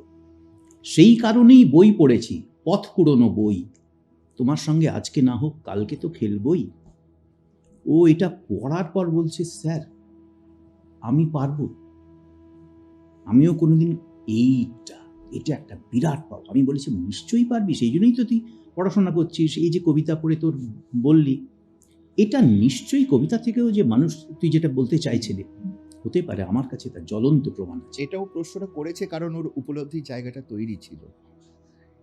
কিন্তু যারা টেকনিক্যালি কবিতাটাকে পড়ছে বা কবিতাটাকে শুনে শুধু নকল করার চেষ্টা করছে, তাদের কাছে এইটা হয়তো খুব কষ্টকর, এই উপলব্ধিটায় আসা। এবং সেই তার না, অথবা সেই পরিবেশে হয়তো তারা নেই, তারা নেই হয়তো, ফলে সেই তারা পরিবেশে। বুঝতে পারছে না যে এই বাচ্চাটার মনটা কিরকম হবে। এবং এখানে কি হয় বলতো, এই যে মা হয়েছেন গত, এই একটা লাইন আছে তো, এইবারে মনে হতে পারে অনেকের মা হয়েছেন গতটা তো একটা খুব কষ্টের কথা, ভীষণ একটা কষ্ট নিয়ে বলবো না, কারণ ওই ছেলেটির মনে কিন্তু ওই রকম ব্যাপারটা মানে খুব ক্যাজুয়ালি ওর এই ম্যাটার অফ ফ্যাক্ট, দুঃখের প্যাটার্ন তো হ্যাঁ। পাল্টে যায়। এবং সেখানে সব দুঃখকে যদি আমি খুব কষ্ট দিয়ে খুব কান্নাকাটি করে বোঝাই, তার থেকে আমার মনে হয় কিছু কিছু ক্ষেত্রে না আমি কিছু করলাম না। একটা একটা উদাহরণ দিচ্ছি। আমার একজন পরিচিত, সে ক্যান্সার আক্রান্ত, তার আরও অনেক কিছু অসুস্থতা ছিল। তো আমাদের যখন বন্ধুদের দেখা হলো, জানতাম না, তখন আমরা বললাম মানে এমনি কে কেমন আছে টাছে জিজ্ঞেস করছি, সে বলছে হ্যাঁ ঠিকই আছে, ওই ক্যান্সার হয়েছে, চলছে চিকিৎসা, দেখা যাক কি হয়, যাকে যাকে বাদ দে অন্য কথা বল। এতে কিন্তু আমাদের এফেক্টটা অনেক বেশি হলো। সে যদি খুব দুঃখ করে আমি তো আমার হয় না সব সময়, কিন্তু আমি কষ্টটাকে কষ্ট দিয়েই বোঝাবো না, আমার নিরুত্তাপ ভঙ্গিটা একদম তাই। অনেক বেশি ঘা মারে। এটা এইগুলোকে আমাদের তো অভিনয় বুঝে নিতে প্রয়োগ হবে করা যে দরকার। কোন চরিত্রে কোথায় কি ধরনটা করব। কিন্তু স্যার বড়দের ক্লাসটা বড়দের ক্লাস কেন, একসময় সত্যিই তো আমি ছোটদের নিয়েই ছিলাম। এটা 2018 সাল থেকে আমি বড়দের নিয়ে কাজ করছি। তার আগে একেবারেই গুড়ি 4 থেকে শুরু করে 19-20 পর্যন্ত আমার রেঞ্জ ছিল। তো ব্যাপার হলো কি, এরকম তখন 16 সাল এদের ক্লাসে আছি, যেখানে তোরাও যেতিস, ওই ক্লাসে সব বাচ্চারা রয়েছে। তার মধ্যে একজন বয়স্ক মহিলা এলেন, বছর 65 বয়স। তিনি আসুন, এসে উনি বসলেন, না আমি শিখব। এবার সব বাচ্চারা রয়েছে, তারা সবাই ওয়েল বিহেভড, কেউ কিছু সেভাবে কিছু করেনি, কিন্তু একটা অস্বস্তি। তো আমি শেখাবো ওনাকে কীরকম। এবারে আমি বললাম যে ঠিক আছে আপনি বসুন, দেখুন অন্যরা সবাই বলছে, তারপরে আমি বললাম আপনি বলুন, কিছু বলুন। ন্যাচারালি ওনার তো আর এই চর্চা নেই, একটা কবিতা একটু বললেন, যেখান থেকে আমার মনে হলো এদের সঙ্গে কিছুতেই রাখা যায় না। তো আমার ভাবনা অনুযায়ী আমি বললাম যে আপনি এক কাজ করুন, আপনি মাস 6 পরে একবার আমার সঙ্গে যোগাযোগ করুন, যেটা বোধহয় বুঝিয়ে দেবার পক্ষে যথেষ্ট। উনি বললেন আচ্ছা ঠিক আছে, আমি তাহলে আসছি বলে ক্লাসের বাইরে গেলেন, গিয়ে আমাকে ডাকলেন, একবার আসবেন। আমি গেলাম। দেখুন, আমার স্বামী 1 বছর হলো মারা গেছেন, আমার মেয়ে অস্ট্রেলিয়ায় থাকে, আমি একা, আমি যদি একটু কোয়ালিটি টাইম কাটাতে চাই, আপনার এত অসুবিধে, সেইটা আমাকে এত নাড়া দিয়েছিল। সত্যিই তো আমরাও তো এরকম অবস্থা হবে। উনি বলছেন এখানে কোয়ালিটি টাইম, তার মানে নিশ্চয়ই এই টাইমটা যে আমরা স্পেন্ড করি আমাদের কাছে আসে, এটা কোয়ালিটি টাইম বলে পরিচিত লোকজনের কাছে। ভালো লাগাও আছে এবং আমার নাড়া দিল। তখন তারপর থেকে আমি ভাবলাম যে বড়দের নিয়েও কাজ করাটা দরকার। তারপরে এবং আমি এখন যেভাবে মননকে দেখি, যতবার আমি সময় পাই যাওয়ার চেষ্টা করি, দেখি এখন তো মননের ব্যাপ্তিটা অনেক বড়। আমরা যেভাবে মনন শুরু করেছিলাম তার থেকে অনেক অনেক গুণ বড়। সেই ব্যাপ্তির মধ্যে যারা যারা রয়েছেন তারা অনেকে কেন, ম্যাক্সিমামই সবাই আমার থেকে সবাই বয়সে বড়। এবং এটা পরিষ্কার বোঝা যায় পারফরমেন্স দেখে বা স্টেজ দেখে যে তারা কিন্তু সত্যি কোয়ালিটি টাইমটা স্পেন্ড করে। তারা যে শুধুমাত্র সেই অভিভাবকদের মতো শুধু আমি স্টেজ পারফর্ম করতে এসেছি সেটা কিন্তু নয়। তারা কিন্তু আমার মনে হয় যে এই যে সময়টুকু আপনাদের সাথে তারা কাটাচ্ছেন, সেটা রিহার্সাল হতে পারে, নর্মাল ক্লাস হতে পারে, সেটা কিন্তু সেই কোয়ালিটি টাইম। না মানে এটা আমার মনে হয়েছে, না সেটা আমার মনে হয়েছে, কারণ সবাই যে খুব ভালো পারফর্মার তা কিন্তু নয়, আর সেটা দরকারও নেই। কারণ তাদের জায়গায়, তাদের দৃষ্টিভঙ্গি দিয়ে যদি আমরা দেখি, তাদের যা পরিস্থিতি বা তাদের যে বয়স এখন, সেই জায়গায় দাঁড়িয়ে এই চর্চাটা তো তাদের হ্যাপি হরমোন রিলিজ করাচ্ছে। একদম। আসলে এখন তো নিউক্লিয়ার ফ্যামিলি, মানে যারা আসছেন তারা ওই ফ্যামিলিটা থেকেই কিন্তু আসছেন। যে আগে কি হতো, ঠিক আছে বাচ্চারা বড় হয়ে গেল, তারা দূরে প্রথমত খুব কম যেত, বড় হয়েও তারা বাড়িতেই থাকতো, বাড়িতে থেকে চাকরি বাকরি করতো, যাই করুক। এখন সেটা হচ্ছে না, এখন বাচ্চারা দূরে চলে যাচ্ছে ম্যাক্সিমামই, বাড়িতে আর কেউ নেই। হাজব্যান্ড হয় চাকরি করছেন, আর নয়তো রিটায়ার করলেও তিনি তার মতো বন্ধু বান্ধব ইত্যাদি নিয়ে সময় কাটাচ্ছেন। এবার এই যে মায়েরা, এরা কিন্তু বড্ড একা, কারণ এরা কিন্তু এই মায়েদের কিন্তু এখনকার মেয়েদের তাও বন্ধু বান্ধব মেয়েদের মানে বন্ধু বান্ধবীদের সঙ্গে যোগাযোগটা থাকে। এই এখন যারা এই মানে 50+ বা 50 অ্যারাউন্ড 50, তাদের কিন্তু না ওই বিয়ে টিয়ে সংসার করে না তাদের নিজস্ব বন্ধু বান্ধবীর সঙ্গে আর যোগাযোগটা নেই। তারা কি নিয়ে থাকবেন, তারা ফাঁকা, পুরো হাহা করে সময়। তো সেইখানটায় তারা এইখানটাতে এসে প্রথমত একটা কাজ পাচ্ছেন, এইগুলো করার মতো তাদের ভালো লাগছে, তারা একটা অন্য ধরনের বন্ধু বান্ধব পাচ্ছেন তাদের মতো করে, এবং যেটা খুব ভালো লাগে সেই বন্ধু বান্ধবদের সঙ্গে এমনই হয়ে যায় না, তারা শান্তিনিকেতন ঘুরতে চলে গেলেন, তারা নিজেরা করে নিজেরা যোগাযোগ করে, হ্যাঁ এক্সটেন্ডেড ফ্যামিলি, তারা অনুষ্ঠান করতে চলে গেলেন। এবং সেইখানে যখন বলেন তারা যে আমি খুব ভালো আছি, আমি কোথায় ডিপ্রেশনে চলে যাচ্ছিলাম, হ্যাঁ, বা আমার এরকম নানান ধরনের অসুবিধা হচ্ছিল, তখন খুব মনে হয় যে সত্যি আমরা হ্যাঁ সবসময় হয়তো খুব কোয়ালিটি পারফরমেন্স তারা দিতে পারেন না, কিন্তু তার সত্ত্বেও আমরা চেষ্টা করি যে সবাই যাতে যতটা সবাই যাতে সুযোগ পায়। হ্যাঁ, সব অনুষ্ঠান হয়তো বিরাট ভালো হবে না, কিন্তু এই মানুষগুলো একটু ভালো থাক না, সমাজের প্রতি একটুকু দায়বদ্ধতা, বা মানে কোথাও একটা মনে হয় নিজেদের খুব স্যাটিসফ্যাকশন হয় যে না। ইনফ্যাক্ট এখন আমার মনে আছে একবার আমাদের ছোটবেলায় আমাদের একটা অ্যানুয়াল প্রোগ্রামের রিহার্সাল করছি, আমি আর সুজনার একটা স্ক্রিপ্ট করছিলাম। সেই সময় স্যার আমাদের একটা কথা বলে, আমি জিজ্ঞেস করেছিলাম যে স্যার এটা এইভাবে কেন আমরা করছি, হ্যাঁ এইটা কেন আমরা এইভাবে, আমার মনে নেই এক্স্যাক্টলি কবিতাটা, কিছু একটা শ্রুতি নাটক বা কোনো কাব্য নাটক ওরই লেখা, কিছু একটা করছিলাম। তখন আমি জিজ্ঞেস করেছিলাম, তখন স্যার উত্তর দিয়েছিলেন যে সব পারফরমেন্স অডিয়েন্সের জন্য নয়, মোস্ট প্রবাবলি হতে পারে কিছু পারফরমেন্স হতে হবে যেটা পারফর্মার নিজের জন্য করবে, সব পারফরমেন্সে। কিন্তু তখন আমার দ্বিতীয় প্রশ্ন এসেছিল, যদি আমার জন্যই করি তাহলে স্টেজে কেন করব? তখন উত্তর পেয়েছিলাম, কারণ তুই যখন নিজের সাথে কানেক্ট করবি, কোনো না কোনো অডিয়েন্স বসে থাকবে যারা তোর সাথেও সেইভাবে কানেক্ট করবে, হয়তো সবাই নয়, কারণ এটা মাস পারফরমেন্স নয়। তো এই মানে আমরা যেটা আমার মনে হচ্ছে জিজ্ঞেস করতে ইচ্ছা করছে ভীষণ, সেটা হচ্ছে যে আপনি যে আমাদের লেখাতেন, বা আমরা যখন পরবর্তীকালে যখন ক্লাস হিসেবে আর আমরা যেতাম না, আমরা শুধু পারফরমেন্স যদি থাকতো কোথাও, আমরা শুধু রিহার্সালে যাচ্ছি, তখনও যখন আমরা কোনো চরিত্রের শ্রুতি নাটকে রিহার্সাল করছি বা কিছু করছি, আমার মনে আছে দিদি বারবারই বলতো, তুই কিন্তু চরিত্রটাকে আগে ভাব, আমি কিছু বলে দেব না, কারণ চরিত্র বুদ্ধি দিয়ে তৈরি হয়। এই বুদ্ধির মানে বুদ্ধিটাও তো তৈরি করতে হয়েছে কাউকে না কাউকে, এটা তো আর হঠাৎ নয় যে রামশ্যাম যদুমধু যেই একটা স্ক্রিপ্ট পাবে সেও বুদ্ধি দিয়ে চরিত্র তৈরি করতে পারবে। সেই বুদ্ধি তৈরি করারও তো একটা চর্চা আছে। সেই চর্চাটার কি কোনো কোনো মানে কোনো গ্রামার আছে? না, আমার কাছে যেটা হয়, আমি এটা করছি, বলো তোমরা, হ্যাঁ, আজ আমি তোমার বাড়ি যাব না, সবাই মিলে বলছে আজ আমি তোমার বাড়ি যাব না, মননের চর্চা হবে না।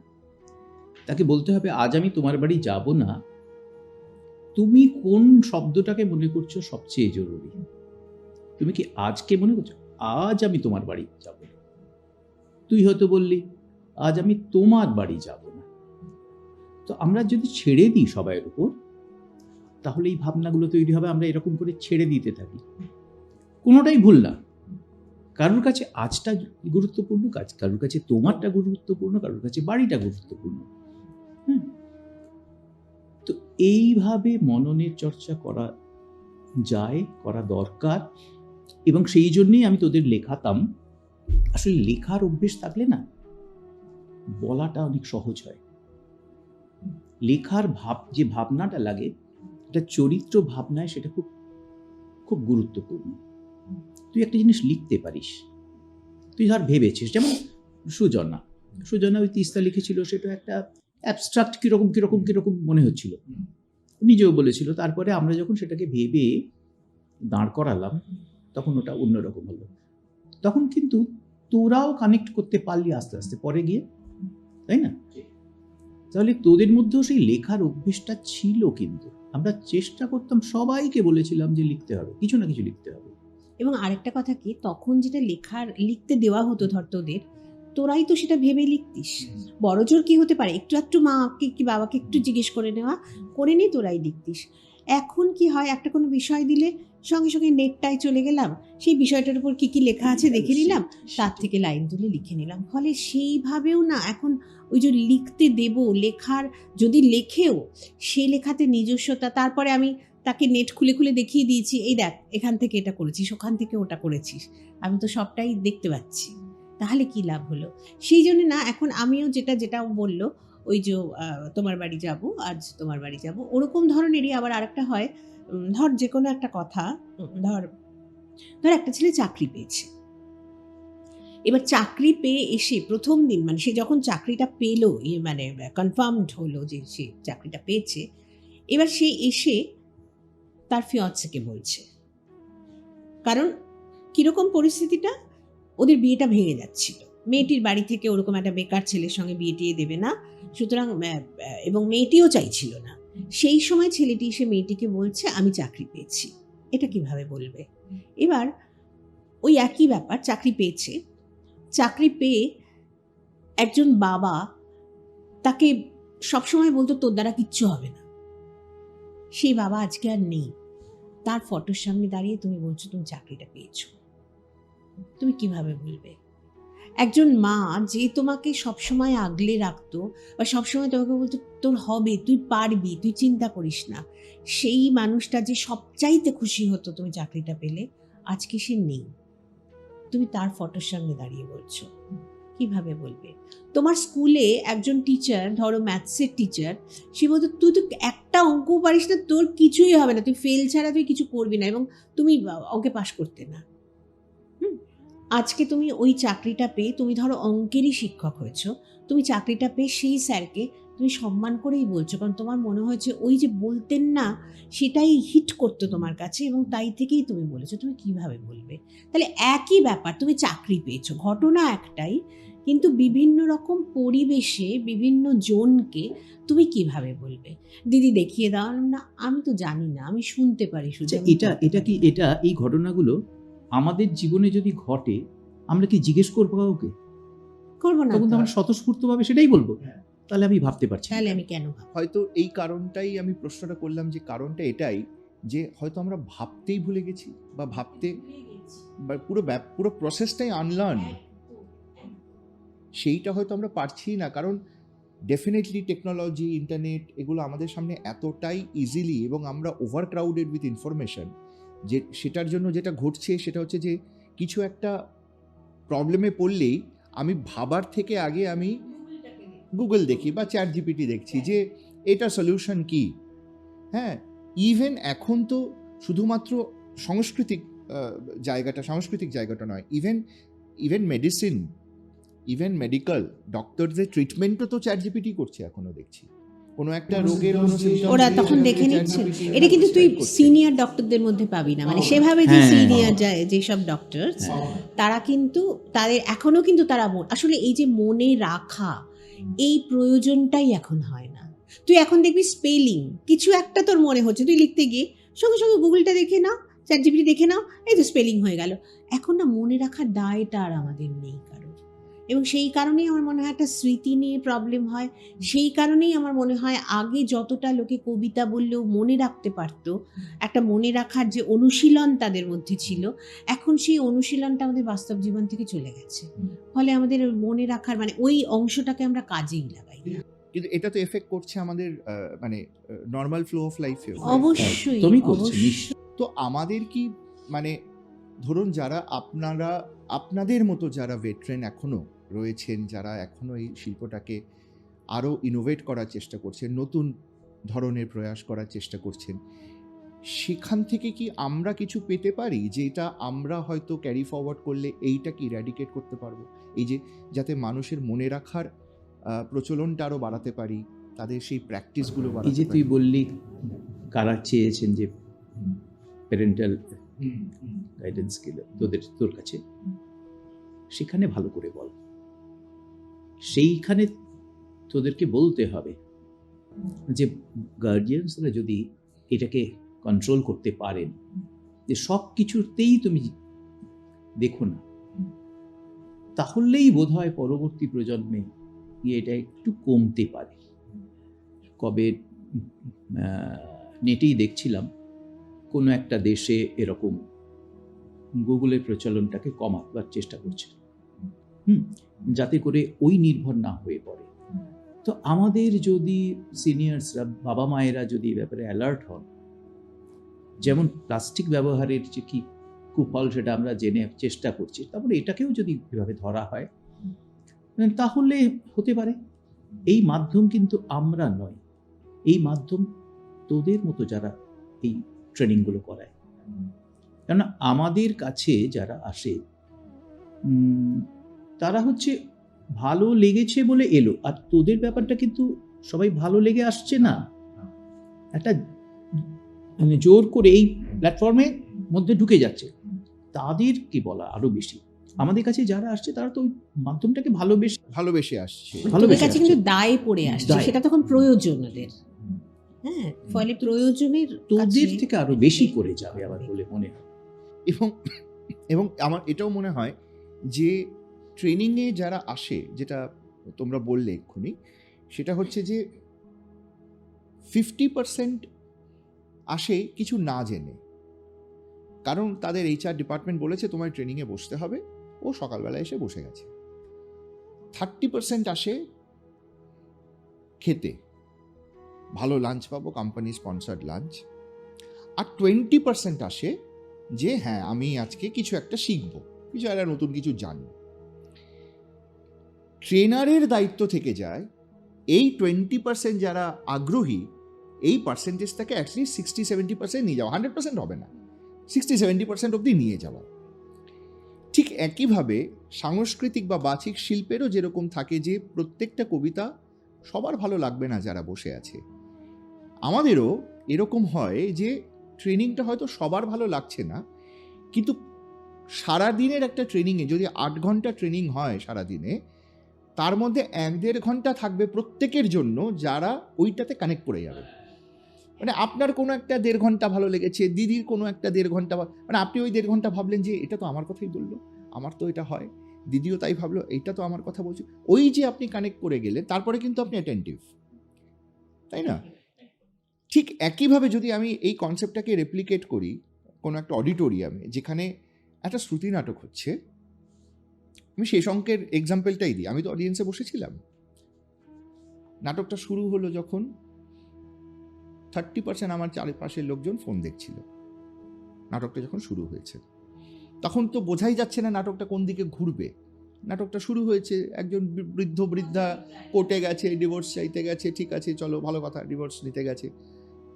বাট নাটকটা যখন ছেলের গল্পটা এলো, তখন কিন্তু মানুষের বিহেভিয়ারও পাল্টাচ্ছে, অডিয়েন্সের বিহেভিয়ার।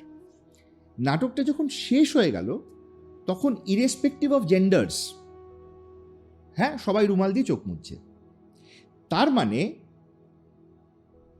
বয়স, জেন্ডার, এক্সপিরিয়েন্স, এডুকেশন কিচ্ছু ম্যাটার করছে না সেখানে।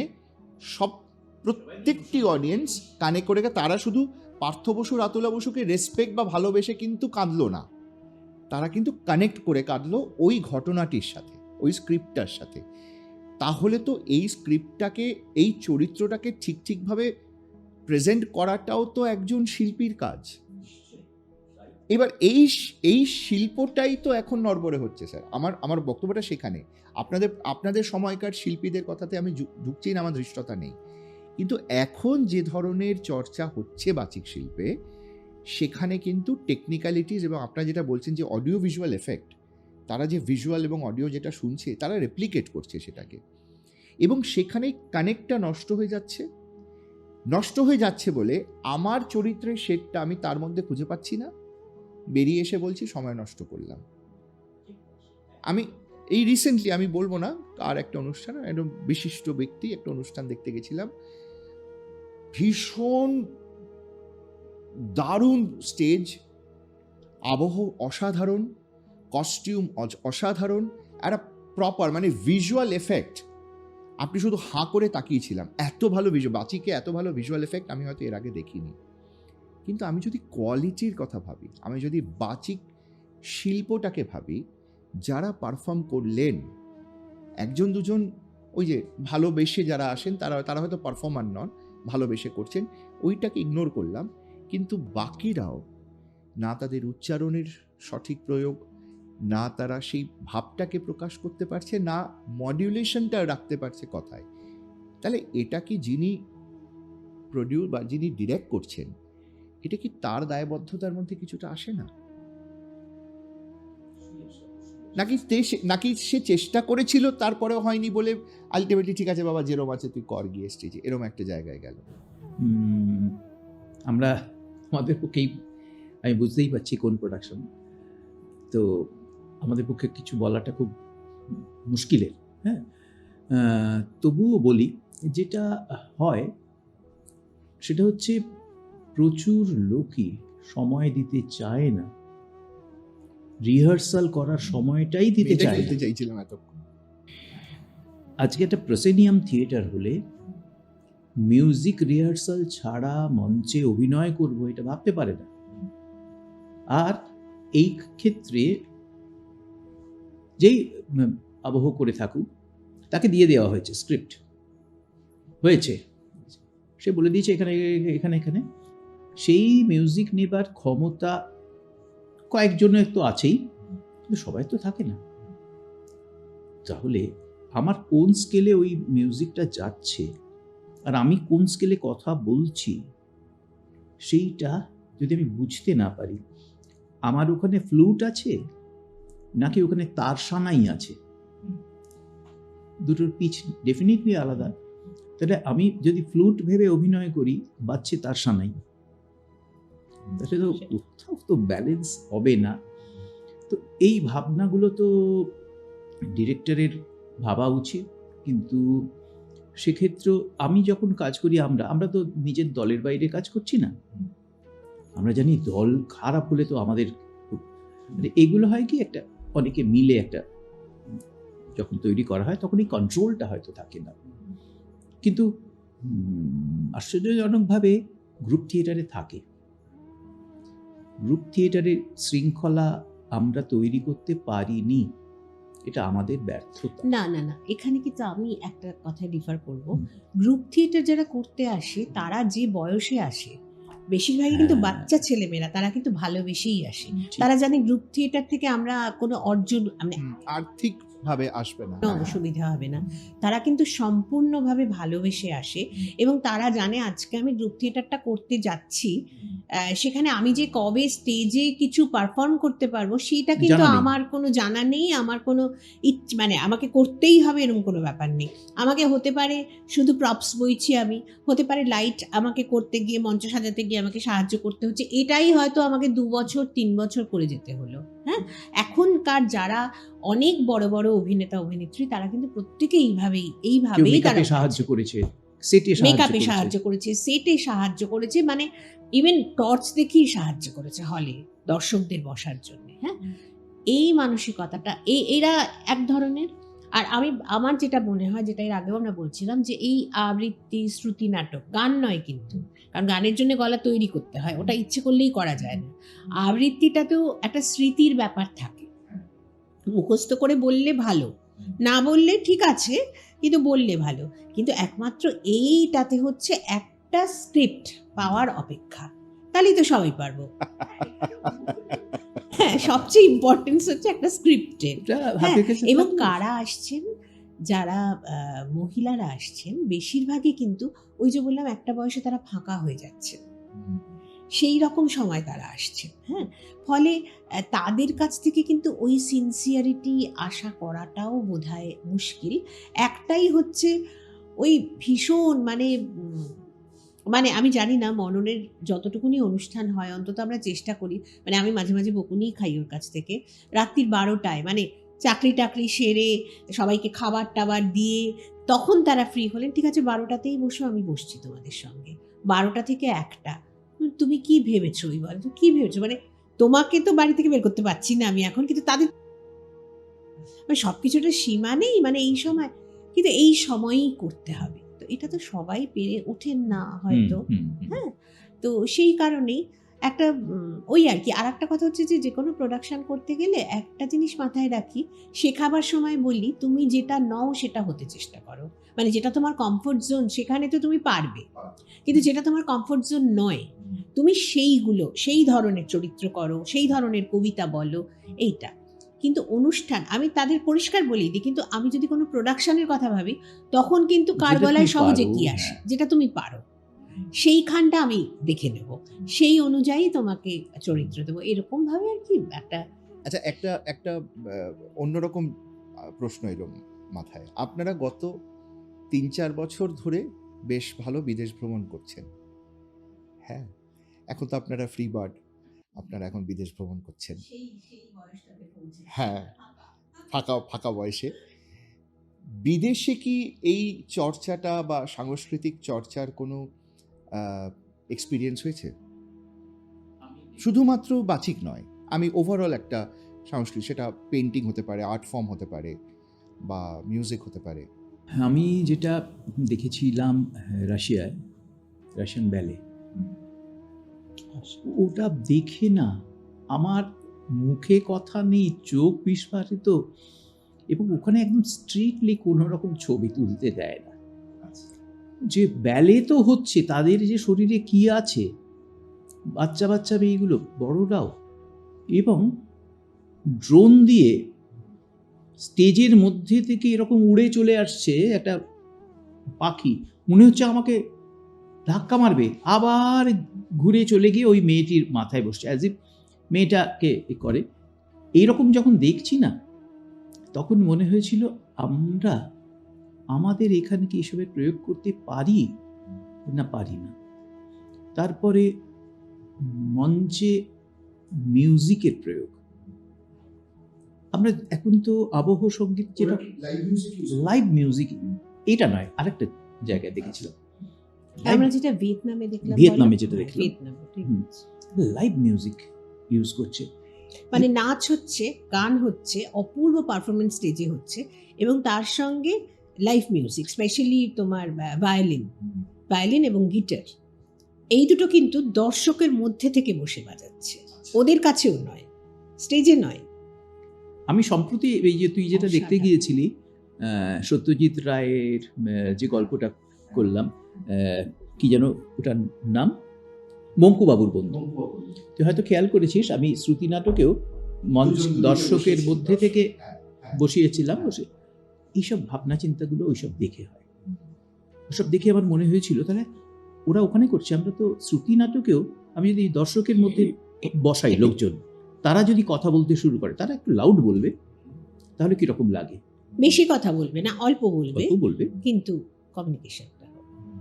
ইভেন আমরা এতে বলি এটা মাসাই মারায় গিয়ে, হ্যাঁ। মানে সংস্কৃতি কিন্তু সব জায়গাতে থাকে, মাসাই মারাতে গিয়ে ওই ওখানকার যে অধিবাসী, ওই জঙ্গলের মধ্যে অসাধারণ ওদের পারফরমেন্স, এবং ওরা কিন্তু আমাদেরকে সঙ্গে নিয়ে নিল, মানে আমরা হয়তো এমনি উদ্বুদ্ধ হয়ে ওদের সঙ্গে ওরকম করতাম, ওদের মতো না পারলেও, কিন্তু ধরে ওরা ধরে একদম হাত ধরে টেনে নিয়ে ওরা ওদের গ্রামে গিয়ে আমাদের দেখিয়েছে পারফরমেন্স। আমরা যে হোটেলে ছিলাম সেই হোটেলে এসে বনফায়ার করে তার পাশে ওরা পারফরমেন্স করেছে, এবং সেখানেও কিন্তু ঠিক যেরকম আমরা শান্তিনিকেতনে অনেক সময় পাই না, আমরা ডেকে নিই যারা সাঁওতালি বা যারা বাউল, ঠিক একই রকম আমরা দেখেছি আমাদের- আফ্রিকাতে, যে ওরা ডেকে নিয়ে এরকম ভাবে, সে একটা মানে অদ্ভুত সুন্দর একটা অভিজ্ঞতা। সুতরাং এইগুলো কোনো আছে না কোনো সব ভাবে জায়গায়। মাথায় আমরা ঢোকে। শ্রীলঙ্কাতেও একই জিনিস পেয়েছি, চমৎকার মঞ্চে কি অপূর্ব নাচ। এই প্রশ্নটা এই জন্য করলাম যে এই দেখাটাও তো প্রয়োজন। ভীষণ ভীষণ প্রয়োজন। ভীষণ প্রয়োজন। তাহলে আমি কোথায় আছি, আমি কোথায় কম, সেই অ্যানালিসিসটাও তো প্রয়োজন, যে আমার কমতিগুলো কোথায়, সেখানে আমাকে কোথায় ইমপ্রুভ করতে হবে। আমার মনে হয় শুধু এই প্রজন্মে বা আগের প্রজন্মের কথা বলছি না, এটা মানুষ হিসেবে আমাদের প্রত্যেকের এই অবজারভেশনগুলো মনে হয় আরও বেশি করে প্রয়োগ করা প্রয়োজন, মানে স্ক্রিনের বাইরে গিয়েও অবজারভেশন। সেই জন্য আমি এই প্রশ্নটা করলাম। আরেকটা জিনিস আমার যেটা মনে হয় স্যার, সেটা হচ্ছে যে আমাদের ওভারঅল যে ইকোসিস্টেমটা তৈরি হয়েছে এখন, যে ধরনের ব্যবহারিক বহিঃপ্রকাশটা মানুষের থেকে আমরা দেখি, সেখানে না অসম্ভব একটা ইমপেশেন্স আছে, অসম্ভব অধৈর্য মানুষ এখন। তার কারণ হচ্ছে তাদের মাইন্ডটার প্রসেসিংটা এমন হয়ে গেছে যে আমি যখন যা পাই তাই পাবো, সেই জন্য ধৈর্যটা কমেছে আমার। কিন্তু তার জন্য যেটা ঘটছে সেটা হচ্ছে যে কোনো কিছু সে যখন পড়ছে, ইভেন আমি রিডিং হ্যাবিটেও দেখেছি, তারা লাইন স্কিপ করে, তারা ধরে নেয় যে এটাই লেখা আছে ওর ভিতরে, এবং এই লাইন স্কিপটা করে বলেই যখন আবার বলি এটাকে অ্যানালাইজ করে এবার পুরোটা বলো যে তুমি আসলে কি উপলব্ধি করলে, তারা কিন্তু ওভারঅল একটা বলে দিল, কিন্তু ক্লাস করতে গিয়েও আমাদের এই ভীষণ, অভিজ্ঞতা চরিত্রের একটা বিশেষ দিক আছে, সেটা হয়তো ওই 3 লাইনে বলা আছে। একটা লোক 9টা বেজে গেছে বলে হঠাৎ ঘড়ি দেখলো, ঘড়ি দেখেই খুব ব্যস্ত হয়ে পড়লো, না এবার আমাকে চলে যেতে হবে। এটা একটা তার হিন্ট, ওই ক্যারেক্টারের একটা হিন্ট, সে তো স্কিপ করে চলে গেছে। পরের দৃশ্যে যখন এসছে সে বলতে পারছে না, বললাম ওখানে তো একটা হিন্ট দেওয়া আছে। কি তাহলে পড়েছিস? হ্যাঁ পড়েছি, কিন্তু ওইটা তো সে দেখেনি। তার মানে তার বাড়িতে তার স্ত্রী ওই টাইমের পরে ঢুকলেই অশান্তি করে, সেই টাইমটা তার পেরিয়ে গেছে। এটা একটা ইম্পর্টেন্ট জিনিস।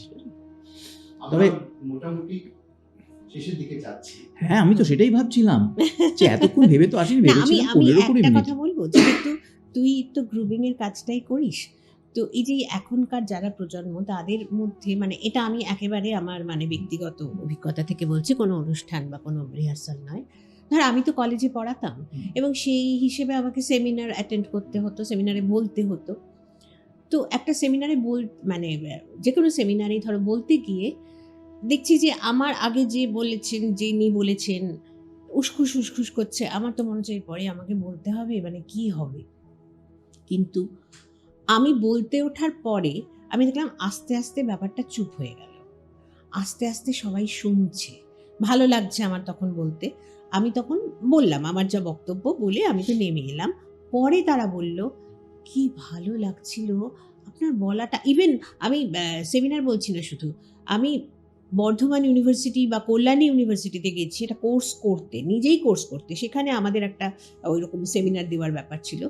সেখানে তারা বলছে তুমি না কি ভালো বললে, কি করে বললে বলো তো, আমরাও তো বলি, এরকমটা না ঠিক হয় না, মানে কি অসুবিধে আর কি সুবিধে। আমি তখন বললাম কিচ্ছু করিনি, আসলে আমি একটুখানি না গলার মডিউলেশন করেছি, মানে কোনটা যেটা পজিটিভ ব্যাপার সেটা একটুখানি বেশি একটু হই হই করে বলা, যেখানটা এই যেই ওঠা নামা পিপিটিতে আমি যখন দেখাচ্ছি সেই দেখানোগুলোর সময় আমার গলাটা কীরকম হবে, হ্যাঁ এই ব্যাপারগুলোই আমি, আপনারা ভেবে দেখুন, আমি কিন্তু এর বাইরে কিছু। এবং তোমাকে থামিয়ে বলি, এই যে এটা যে তুমি করেছো, এটা কিন্তু সাবকনশাস থেকে করো, এটা কিন্তু কনশাসলি করোনি, এটা তুমি তোমার ফিচারের মধ্যে এটা ইনবিল্ট হয়ে গেছে। তাই না? আমরা দীর্ঘদিন এই কাজটা করছি, একদম। আমরা তো সেভাবেই আমার বলি। সেটাই মনে হয় যে এখনকার ছেলে মেয়েদের না, যে তারাও তো ধরো পড়াশুনো শেষ করে তারা যে কোনো চাকরিতেই যাক, তাদের ইন্টারভিউ দিতে হোক, তারা কর্পোরেট সেক্টরেই আসুক কি তারা বিজনেসেই আসুক, তাদের বিভিন্ন লোককে মিট করতে হবে, বলতে হবে। তো এই যে বলাটার মধ্যে আমার তো চেষ্টা থাকবে যে আমি কি করে নিজেকে ইন্টারেস্টিং করে তুলবো, মানে এখনকার জন্য বলছি চেষ্টাটা থাকা দরকার। আমাদের সময় কিন্তু কোনো চেষ্টা করে করিনি, ওটা আমার ধরনটাই বলেছি। তো সেই জন্যে সেইটা কে আনা, হ্যাঁ সেইটা কিন্তু আমার মনে হয় এই চর্চাগুলো করলে আমার শিল্প কতটা কি হলো দরকার নেই, কিন্তু বাস্তব জীবনে আমি যখন এগোতে যাব কোথাও একটা, নিশ্চয়ই এটা তুইও ফিল করেছিস যে ওটা কিন্তু ভেতরে খুব হেল্প করে। এবং এটা কর্পোরেট ওয়ার্ল্ডে আরও বেশি এফেক্ট করে, কারণ কর্পোরেট ওয়ার্ল্ডে যতটা আমি প্রেজেন্টেশনে বা পিপিটিতে দেখাচ্ছি বা যাই করছি না কেন, তার থেকে বেশি কিন্তু আমি ওটাকে কিভাবে প্রেজেন্ট করলাম বলে, কারণ প্রত্যেক কোম্পানির ইন্ডাস্ট্রি আলাদা, প্রোডাক্ট আলাদা, সার্ভিস আলাদা, তাদের আলাদা আলাদা পাওয়ার পয়েন্ট দেখাতে হচ্ছে, কিন্তু সেইটাকে গিয়ে আমি তার হয়ে বলতে পারলাম কি। সুতরাং এই কমিউনিকেশন প্যাটার্নটায় আমি সেই জন্য পডকাস্টটা শুরু করলাম এটা বলেই যে কারণে আমার এই প্রফেশনে আসে, তার কারণ কিন্তু এটাই যে কমিউনিকেশন যদি মানুষের সঠিক থাকে এবং সেই কমিউনিকেশনে যদি তার বেসিক সত্তাটা যদি ট্রান্সপারেন্ট হয়ে বেরিয়ে আসতে পারে, তবেই সেই কমিউনিকেশন অন্যকে এফেক্ট করবে। তুমি যদি শুধুমাত্র সেই লেকচারটা শুধুমাত্র খুশি করার জন্য বলতে লোকেদের, তাহলে কিন্তু কেউ না কেউ বুঝেই যেত, যেটা একটু আগে তোমরাই বললে যে অডিয়েন্স সব বোঝে। একটা পারফরমেন্স করতে গেলেও টেকনিক্যালিটিস যতটা দরকার তার থেকে অনেক বেশি দরকার সেই পারফরমেন্সটার মধ্যে আমাদেরকে ঢুকে গিয়ে সেটাকে প্রেজেন্ট করা। সেইটা আমার মনে হয় যে আজকে আমরা শিখলাম তোমাদের থেকে, মানে আমি শিখছি বারবার নতুন করে। আজকে আমি নয়, আমার স্ত্রী খুব ভয় ভয় ছিল, কি প্রশ্ন করবে, কি বলবো ওখানে গিয়ে। এমন সৌভিকই তো, সৌভিক নিশ্চয়ই আমাদের সেরকম বিপদে ফেলবে না, সেভাবে চলে এসেছিলাম। 15 মিনিট শেষ করার আগে আমি একটু কবিতা শুনি।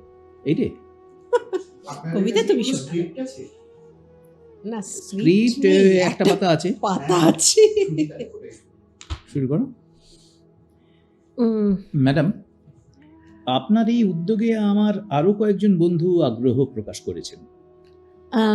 বেশ, তো আমরা একটু গুছিয়ে নিই, তারপর নয়। আচ্ছা, আপনার উদ্যোগের বেসিক জায়গাটাই তো স্বীকারোক্তি।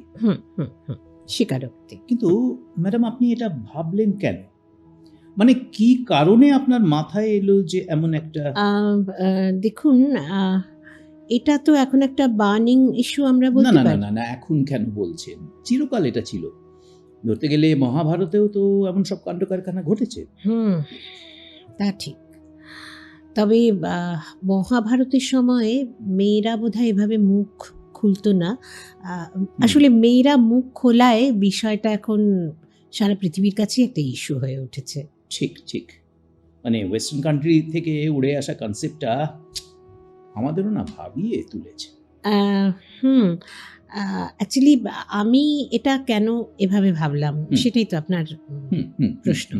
ঠিক, মানে মহিলাদের সুযোগ পাইয়ে দেওয়ার নাম করে। ওকে, কিন্তু তার আগে আপনি একটা কথা বলুন, আমার এই ভাবনাটা আপনার কেমন লাগলো?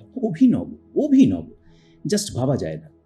পুরুষের স্বীকারোক্তি, মানে আমাদের এখানে যদি এমন কোনো পুরুষ থাকেন যারা মনে করছেন যে সুযোগ পাইয়ে দেওয়া বা ক্ষমতা বা ওই নিছক ইন্দ্রিয়গতভাবে কোনো নারীকে তার অমতে শালীনতা লঙ্ঘন করেছেন, তবে তারা এসে স্বীকারোক্তি করবেন যে তারা অনুতপ্ত, তারা ব্যথিত এবং কাজটা ঠিক করেননি। এই তো একদম। আর সেটার জন্যই আমাদের এই আয়োজন। অ্যাকচুয়ালি আমাদের বাড়িতেই দোতলায় একদিন সবাই মিলে আমরা জমা হব। আরে আপনার চাটা তো ঠান্ডা হয়ে গেল। হ্যাঁ, যা বলছিলাম, সবাই কিন্তু তাদের ইচ্ছে হলে তবেই তারা প্রেজেন্ট থাকবেন। একটা জায়গা থাকবে যেখানে তারা নিজেদের যে অপরাধ বোধ হ্যাঁ, তাদের যদি থাকে সেটা খণ্ডন করবেন, মানে সেটা সবার সামনেও হতে পারে, আবার একটা আলাদা কোনো ঘরেও হতে পারে। ও কিন্তু এটা তো আমি একা এই উদ্যোগটা করতে পারি না, ঠিক। সেই জন্যেই ছোট্ট করে একটা অ্যাডভার্টাইজ করেছিলাম যে #কনফেশন নিয়ে একটি ভাবনা, আগ্রহীরা স্বাগত। হ্যাঁ, সেটা দেখেই আমি আপনাকে যোগাযোগ করি। হুম। তারপর প্রথমে ফোনেই কিছু কথাবার্তা এবং আপনার ইন্টারভিউয়ে অবশেষে আমি উত্তীর্ণ হয়ে আপনার সহযোগী হতে পেরেছি। #কনফেশন। না না, এটাকে আপনি ইন্টারভিউ বলছেন কেন? অ্যাকচুয়ালি আপনার যুক্তি, আপনার কথা আমাকে ভীষণ ইন্সপায়ার করেছে। ম্যাডাম, এটা কিন্তু হওয়া উচিত। হ্যাঁ, দেখুন, আপনার এই ভাবনাটা এক্সেলেন্ট। আপনি দেখবেন পশ্চিম থেকে কনসেপ্টটা এলেও আপনার এই অভিনব মেথডটা একদিন ওই পশ্চিমকেও ভাবাবে, ওরাও কিন্তু অনুসরণ করতে বাধ্য। অত ভাবি না জানেন, তবে শুদ্ধ হতে গেলে স্বীকারোক্তিটা দরকার। আপনি কি এটা মনে করেন? হুম, কিন্তু আপনি কেন ভাবলেন ম্যাডাম? অনেস্টলি বলবেন। দেখুন, আসলে এখন যেভাবে একে একে মুখ খুলছে মেয়েরা, তাতে তাতে সমাজের ভিতটা নড়ে উঠছে তো। হুম হুম হ্যাঁ, হুম। এই যে এখন এই মি টু এই হুম। ব্যাপারটা, হুম।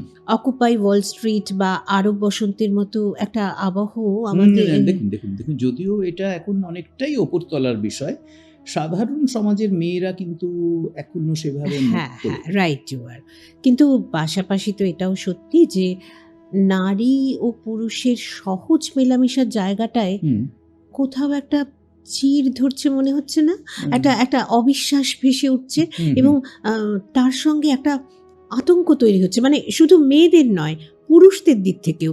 আরে মেয়েদের কাজেই নিতে চাইছে না তো অনেকে। আতঙ্কটা কিন্তু পুরুষদের, মানে যারা এইসব করেছিলেন হ্যাঁ, হ্যাঁ, তারা ভাবছেন যদি কেউ মুখ খোলেন তবে তাদের সামাজিক স্বীকৃতি ধুলোয় মিশবে, মুখ দেখাবে কি করে, এই এই এই আর কি। হ্যাঁ, হ্যাঁ, এই এরকমই। একটা ছোট জায়গা বললাম। ধনঞ্জয় ধনঞ্জয় ঘোষাল। ঘোষাল #কনফেশন। আসলে আমরা যে এখন কাজগুলো করি সবগুলো হয়তো হয়ে ওঠে না, কিন্তু খুব মনে হয় যে একটা তো বার্তা দেওয়ার দায়। এখন তো বেশ খানিকটাই দিন পেরিয়ে এসছি, শুধুই এন্টারটেনমেন্ট নয়, একটা কোনো বার্তা থাক, চেষ্টা করি। অন্তত আমরা যদি 3টে নাটক করি তার মধ্যে 2টো নাটকে বার্তা থাকে, একটা হয়তো আমরা মনোরঞ্জন, একটা মনোরঞ্জনের জন্য। মনোরঞ্জন, সেটা ওই যেটা বললাম যে সবাইয়ের মধ্যে যাওয়া একটা, আর বাদ বাকি সেই তাদের মধ্যে এটাকে ইনজেক্ট করা। শুধু পজিটিভ কথাই শুনবো, নেগেটিভ কথা যদি আমি না শুনি না, আমার তো কোনো উত্তরণ হবে না, আমি ওইখানে শেষ হয়ে যাব। হ্যাঁ, এইটা মনে হয়। আর একটা হচ্ছে, যে কাজটা করছে তার দিক থেকে একটা দায়িত্ব হচ্ছে, আমি যে চরিত্র করি বা আমি যে কবিতা বলি সেটাতে কনভিকশনটা আমার দিক থেকে। আমি যদি নিজে না বিশ্বাস করতে পারি সেই চরিত্রটাকে, আমি কি করে অন্যকে বিশ্বাস করাবো? তো সেই চরিত্রটাকে আমি বিশ্বাস করি আগে, করে তারপর তাকে নিয়ে আমি কল্পনা করি, তারপর তাকে আমি সেটা এক্সপ্রেস করার চেষ্টা করি, এক্সিকিউট করার চেষ্টা করি, এবং সেই চেষ্টাটার মধ্যে শুধু এই মঞ্চেই নয়, এই যেটা বলছিলাম যে আমরা পরবর্তীকালে আমাদের যে কোনো ইন্টারভিউয়ের ক্ষেত্রে, যে কোনো কর্পোরেট সেক্টর বলো, যে কোনো ধরনের চাকরি বলো, তার মধ্যে আমরা চেষ্টা করব আমাদের ওই বিশ্বাসটাকে অন্যদের মধ্যে চাড়িয়ে দিতে। এবং সেই চাড়িয়ে দেওয়াটা কিভাবে করব? না, ওই বিশ্বাসটা বা আমার যে ভাবনাটা, সেইটাকে আমি যেভাবে বলবো তার মধ্যে যেন মডিউলেশন থাকে, তার মধ্যে যেন পজ থাকে, তার মধ্যে যেন সঠিক শব্দে এমফাসাইজ আমি করতে পারি। এইগুলো করে যেন তাদেরকে একটা, মানে তাদের কাছে ব্যাপারটা আমি ইন্টারেস্টিং করে তুলতে পারি, কারণ তা না হলে কেউ শুনবে না এখন। শোনার থেকে বড় কথা এফেক্টই করবে না। মানে আমি তোমার কথা শুনতে শুনতে ভাবছিলাম, কর্পোরেটের লিডাররা যদি এগুলো একটু শিখতে পারতো, তাহলে হয়তো তাদের এফেক্টিভনেস বা তাদের টিমের এফেক্টিভনেস অনেক বাড়তো। মানে শুধুমাত্র বদ্ধ এসি ঘরে ঢুকিয়ে যদি তারা চেঁচামেচি করে, তার যে এফেক্ট, তার থেকে যদি এইগুলো মেনে সে কথা বলতো, তার এফেক্ট কিন্তু অনেক বেটার হতে পারতো। এবং সেটাও একটা চয়েস অবশ্য মানুষের নিজস্ব, যে তারা কিভাবে এটাকে করবে বা আদৌ করবে কিনা।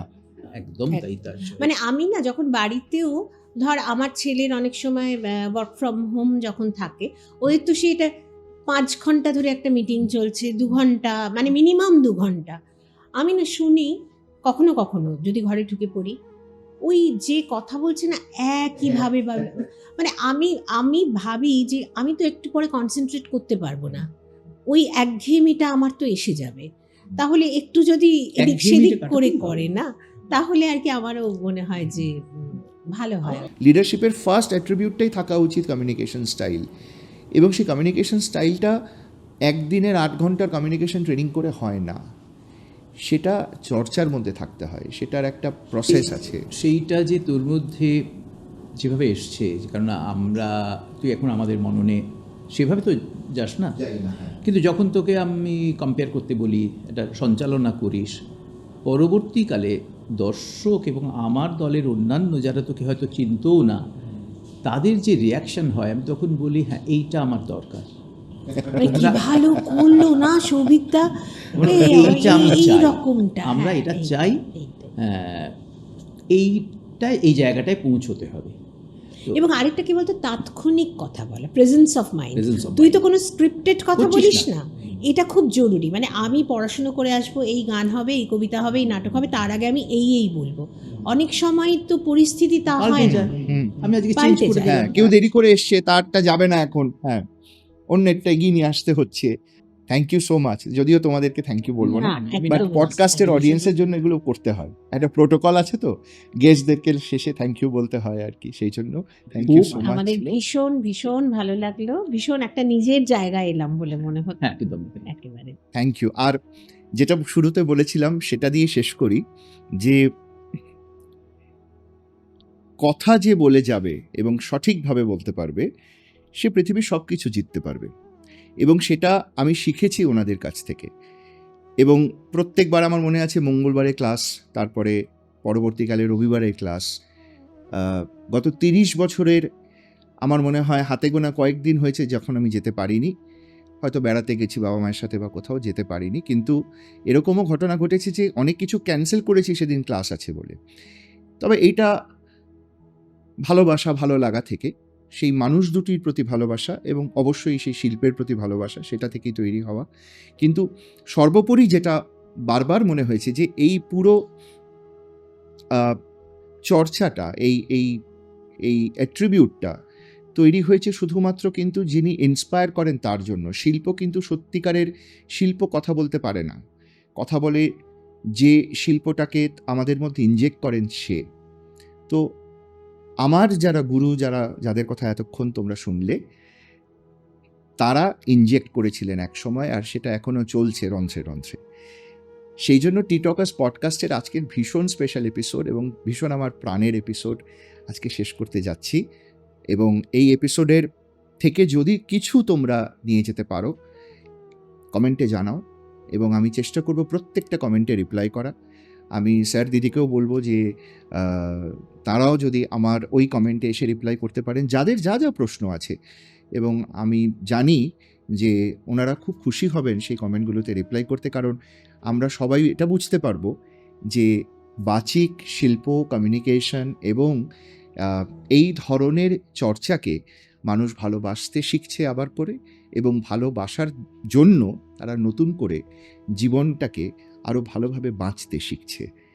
টি টকার্স পডকাস্ট থেকে আমাদের সকলের থেকে তোমাদের অসংখ্য ধন্যবাদ এই পুরো এপিসোডটা দেখার জন্য। এরকম এপিসোড আমরা নিয়ে আসতে থাকি, কারণ আমাদের একটাই উদ্দেশ্য, to live happy and make others happy, also at the same time create an awesome mental wellbeing about yourself and about the others. সেইটা নিয়েই আমাদের চর্চা, সেটা নিয়ে আমাদের অধ্যয়ন, সেটা নিয়ে আমাদের প্রয়াস।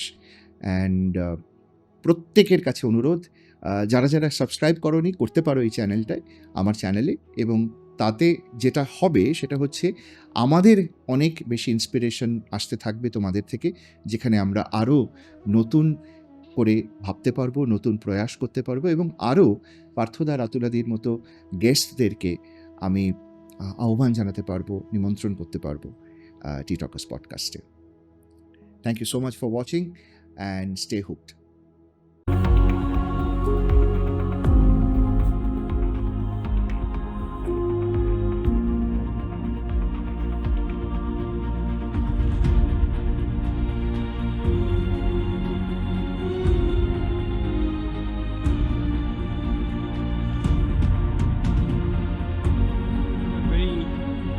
voice.